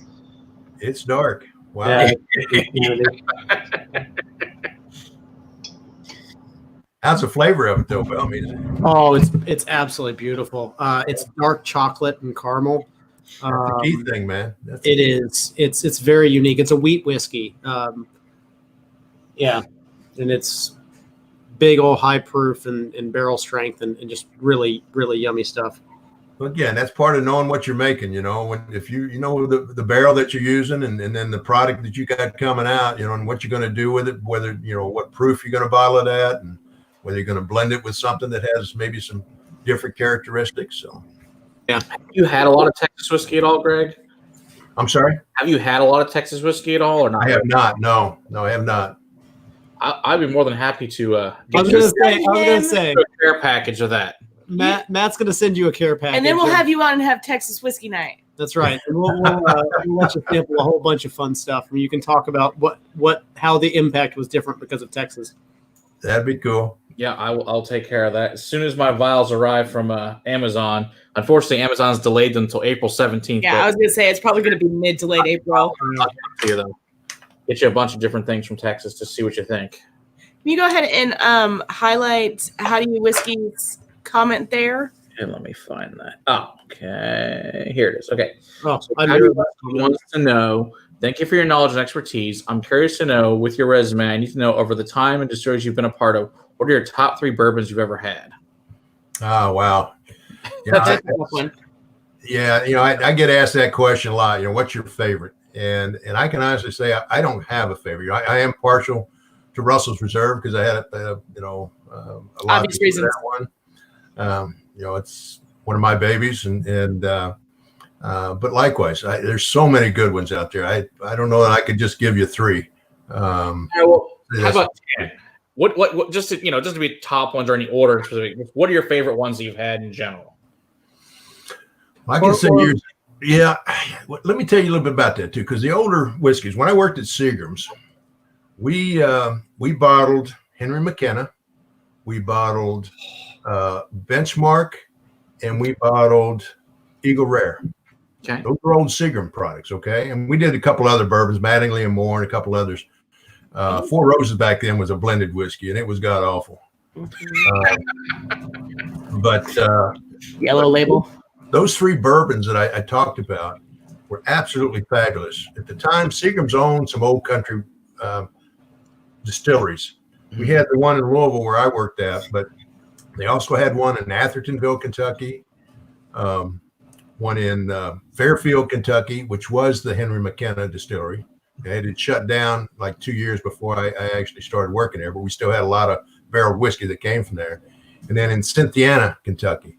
So they had all these country distilleries making bourbon. And of course, when bourbon was sliding in sales and popularity, they ended up shutting them down.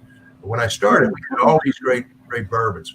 And we would actually barrel at 105 entry proof. Okay. Now, again, that's back in the day when quality was something. And those bourbons, they were fantastic. There's still a lot of debate. And I've had some good bourbons, don't get me wrong, that go into barrel at 125. And that's kind of what we're doing. You can make great bourbon as long as you got the barrel right. But the reason that they were entered at such a low proof was a philosophy that you're going to get all these great flavors out of the whiskey. So let's put the proof in low so that when the whiskey's aged and matured and comes out, we're not adding a lot of water diluting all of those flavors to get it down to the bottling proof. Okay? Gotcha. That makes a lot of sense, actually. It does. But it's again, saying that, I've had some fantastic bourbons that were entered at 120, 125 proof. Yeah. So, well, there's something to be said for what type of wood sugars or wood tannins you're going to take out of the barrel with the proof that you're putting it in at as well. So you're taking out typically a lot of more wood sugars at a lower proof than you are wood tannins. That's right. That's right. It along with that, a question from previous that we missed. What is your preferred proof?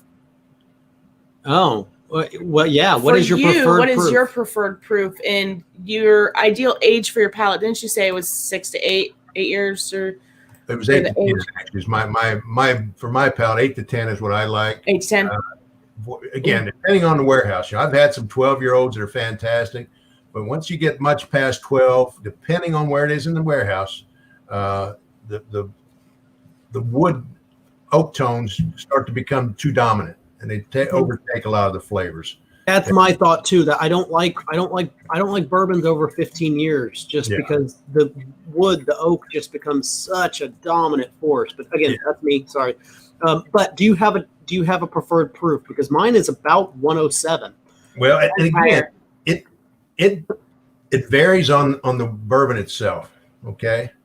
I've had some bourbons, some 80 proof bourbons. They're absolutely fabulous, but I prefer something in the 90 to higher range. Okay. Again, the 10-year-old double barrel batch we did of the chicken cock, I mentioned it was 104 proof. And tastings I did, people would taste it and compare it to the 8-year-old. It was the same whiskey, only 2 years older, 104 proof versus 90 proof. And they thought that the 104 proof was smoother than the 90 proof. Again, that's all about balancing, not over diluting the flavors and getting those flavors to really jump out there at you, to overtake the taste profile so that they override that alcohol burn. I don't know that I have a one particular proof that I like. I do typically like higher stuff. Some of these that are 130 plus proof. I've had some good bookers. But I've had some that just a little bit. Again, the alcohol takes away from the flavor profile sometimes. You just got to find the right one. I'm a happy between a 120 and a 130. But you know what? She has some Jack Daniel's single barrels that are just stupid high, and she's still just like, I love them. Yeah. Yeah, I like my high proof whiskey a lot.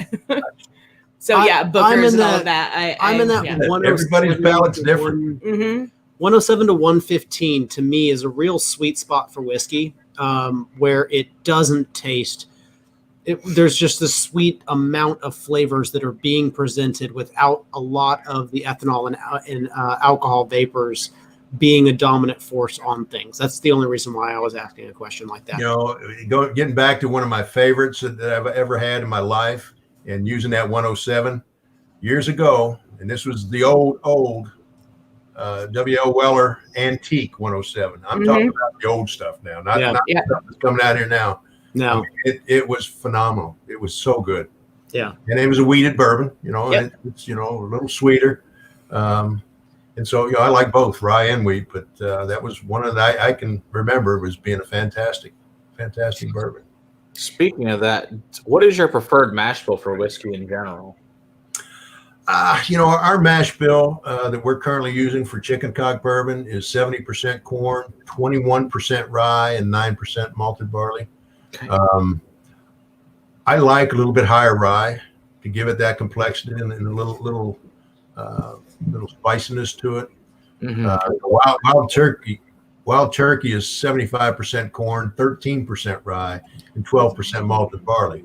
And so there's a number of them that actually use a little bit higher percentage corn, which is fine. Still makes great whiskey. It's just if you want a little bit more complexity, a little more spiciness, you try to increase the rye. So that's kind of what we're going with on the chicken cock, and it's worked out well.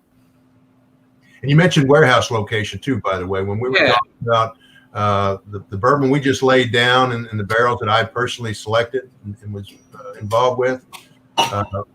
That whiskey is actually being stored on the 5th floor. There's a 7-story warehouse at the Bardstown Bourbon Company. They just started putting barrels in it, but they allowed us to put those 600 barrels up on the 5th floor, which is basically the center cut of that warehouse, which for me, that's the ideal place to age whiskey and mature it. Okay. So what makes the 5th floor special? What makes that the center cut for you? Again, it's that variation you get in the temperatures. I didn't quite finish. We were talking about rotating barrels earlier. Right. Yeah, we're talking about that today. And today's world, Maker's Mark still says they rotate barrels. If you go on a tour, they say, yeah, we rotate barrels. They may rotate a couple barrels every now and then, but they're not rotating all their barrels. I can tell you that. And I was going off on tangent there, but when the whiskey industry in the 70s and early 80s kind of flattened out and was on a downturn, or downslide, I should say, a lot of the finance departments kind of took control of things. And that's when the entry proofs went from 105 to 125. Because at the end of the day, when you age it, whether you age it 4 or 6 or however long you're going to age it, you're going to get more cases out of that barrel by putting it in at 125 versus 105. And so financially it made more sense. It was cheaper to do it that way because you're going to get more cases at the end of it. There were a lot of jobs that were deemed unnecessary, and so they cut back. We used to have leak hunters, and that was their job. They go around the day after barrels were filled to double check and see if any of them were leaking, and they'd fix them and so forth. We used to have a guy at Seagram's to go around and he checked humidity and humidity and temperature in all the warehouses. He used an old sling psychrometer, and he checked humidity throughout the warehouses in different locations, and we record all that information. It was used to determine the best aging areas of the warehouses based on humidity and temperature variations. Now, today, is it all done by computers? All those things, just reading all those checkouts constantly? Somewhat. Rather than rotating today, when this finance group started coming in there, they said, okay, we're going to quit rotating barrels. We got to cut costs somewhere. This doesn't make sense. So when they make a batch of whiskey, distillery started putting barrels on the first floor, some on the middle floors, and some on the top floors, so that when it became of proper age, when they take them off, they get a good cross section all the way across the warehouse, because it's going to be different. The lower floors are going to be different than the middle floors. It's going to be different than the higher floors. But their thought was that if I just blend these all together, we get a good consistent product. I was gonna say, but their thought was that if I just put 1 on 1 and 1 on 3 and 1 on 7, we're gonna blend them all together and get a good consistency. That's it. That's All right. it. Yeah.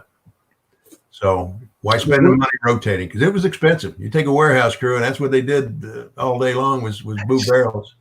Yeah. Insanely expensive moving them around constantly. Yeah, I'm sure it was. Eric's Even got if a question there. rotating them would be expensive. Everybody get in your questions now. We got about 4 more minutes before we're going to kind of wrap things up. Okay, so let's see here. I heard rye tends to clump up in the mash tun. What does the company you work for do to combat this? So it can ball up on you. Basically, it's the, I guess, the rate of feed, and then likewise the direction. If you're spinning, and that's one of the things I noticed in this last batch, and we got some balling up, but when you cook it properly, it'll end up loosening up and kind of settling out, basically. But yeah, that's one of the things you've got to be careful of is when you're mashing, cooking, you'll get the rye will ball up on you a little bit.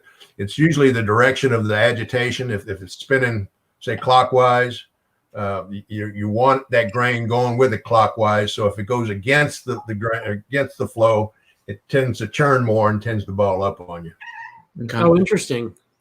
So you almost have to like lay the grain in a direction that you're going to want to spin. For the rye in particular, it kind of coagulates on you. And then likewise with for ours, one of the specifications to put in there is pre-malting. Before you actually cook the corn, because when you start cooking that starch out of the corn, it can really the viscosity can really get thick. And so what you want to try to do is you add pre-malt when you first put in your back set, and then you're filling it up with water. As you're heating it up, you put in some pre-malt, just a percentage of the overall malt that you're going to use. And basically what that does, it creates the enzymatic activity to start converting some of that starch into sugar early on in the process. And it kind of thins out the viscosity of it when you're cooking the corn. Nice. Okay. We got another question there from Travis too. Okay, Travis wants to know, in distillation, your control cuts in the heads, hearts, and tails. In his experience, what cuts produce certain flavors, and how does chicken cock control that for quality? That's an in-depth question. As far as the heads and tails, at Bardstown Bourbon Company, they are cutting the heads and tails. There are some distilleries, some of the smaller distilleries nowadays that don't do that. They just kind of try to blend it back in. But I think it's critical that you're cutting. Now, as far as what flavors do you get out of it, the heads and tails, if you ever tasted the heads and tails, they can be pretty nasty. And so by pulling those out and kind of filtering them in slow and redistilling them, you can kind of settle it out. But as far as actual flavors, again, I don't know that there's any. I think he's asking more. How are you controlling your quality? How are you getting your heart cuts to be exactly what they are? Are you doing mechanical? Are you doing by taste? Are you doing by time and temperature? I mean, they're doing constant beer chemistry throughout the entire process. I actually, when they finish producing our bourbon, they actually send me a copy of the entire beer chemistry from the time it goes into the fermenter, the time it comes out of the still. Nice. So they've got some. So you're able to look at equipment. I'm sorry, Will. I'm sorry. You're able to look at the time and temperature, the heat that it was at, and everything as far as like where they made cuts and where they made the cut. You're pretty reliant on their experience and what they've done with their equipment. Every distillery is different. Every piece of equipment's different. Yeah. You can't go into say Wild Turkey and say, okay, after this amount, we're just going to go ahead and cut. Say that's the heads. Okay. Well, going to another distillery, a Bardstown Bourbon, well, it's going to be different. The time and it's what you're experiencing. They're actually sampling through that process. Very nice. Okay. And last, it looks like Matthew wants to know if you pick out any single bearers for yourself or employees while tasting. You got anything special set aside for just you and your team, or? I wish. I hope we'll be doing some barrel picks actually with this bourbon we just laid down before it's actually aged. We've had a number of people inquire that interested in it. And so that's to be sorted out. But I think we're going to probably do some early barrel picks where people can actually select it, and then we'll let them kind of watch the transformation, the progress as well. Nice. Still got to sort out the details on that, but there's a lot of people have expressed an interest in that. Very cool. Like we were telling you earlier, Greg, we're going to be signing off here at about 11 o'clock, and it is right at about 11 o'clock now. Tell some people about your brand. Tell people where you can find their product, and if you want to tell anybody else about yourself, anything else, throw it in now. Well, basically, like I said, we're still growing. We're still small. We've got a few limited offerings down the pike that's coming about, it's great things to happen. I'm just thrilled to be a part of this resurrection of the brand. We're soon to be in 30 states. Go to the website. I think there should be a section on there that'll tell you the states that we're in right now. And again, that's constantly growing. And then if your state allows, you can buy it online. Then that's available. Not Texas. Not yet. No, I know there's a number of states. You know what? I'm really hoping that COVID changes that. We'll see. Well, maybe that's one of the regulations. It might be one of the small little glimmers of light in this. At least for us. I can go and buy a margarita from my local Mexican restaurant and get it home now. So maybe. Slowly. Yeah. I mean, it wasn't too long ago. More than half the counties in Kentucky were dry. So yeah. Well, same with Texas. Yeah. Those laws are changing slowly but surely. I have a couple other quick questions. So I assume you guys use only 53-gallon barrels. Is that correct? That's correct. That's the standard size barrel for the industry, man. Yeah. And then what kind of fermentation tanks do you guys use? At Bardstown Bourbon Company, they've got, I think they're like 14,000. They're stainless steel, 14,000 gallon tanks. They all have cooling coils, which again goes into that process control. When I was at Wild Turkey, we had some of the old Cypress fermenters when I started there. Oh, wow. And, we didn't have cooling coils. And so in the summertime, we had to shut down a month of July, August, and early September because it get too hot. Your yields, your fermentation get too hot. And it would kill your yeast cells. Oh, good reason. But again, process control. It's good to have those cooling coils so you can maintain and control your temperatures throughout the fermentation process. That's awesome.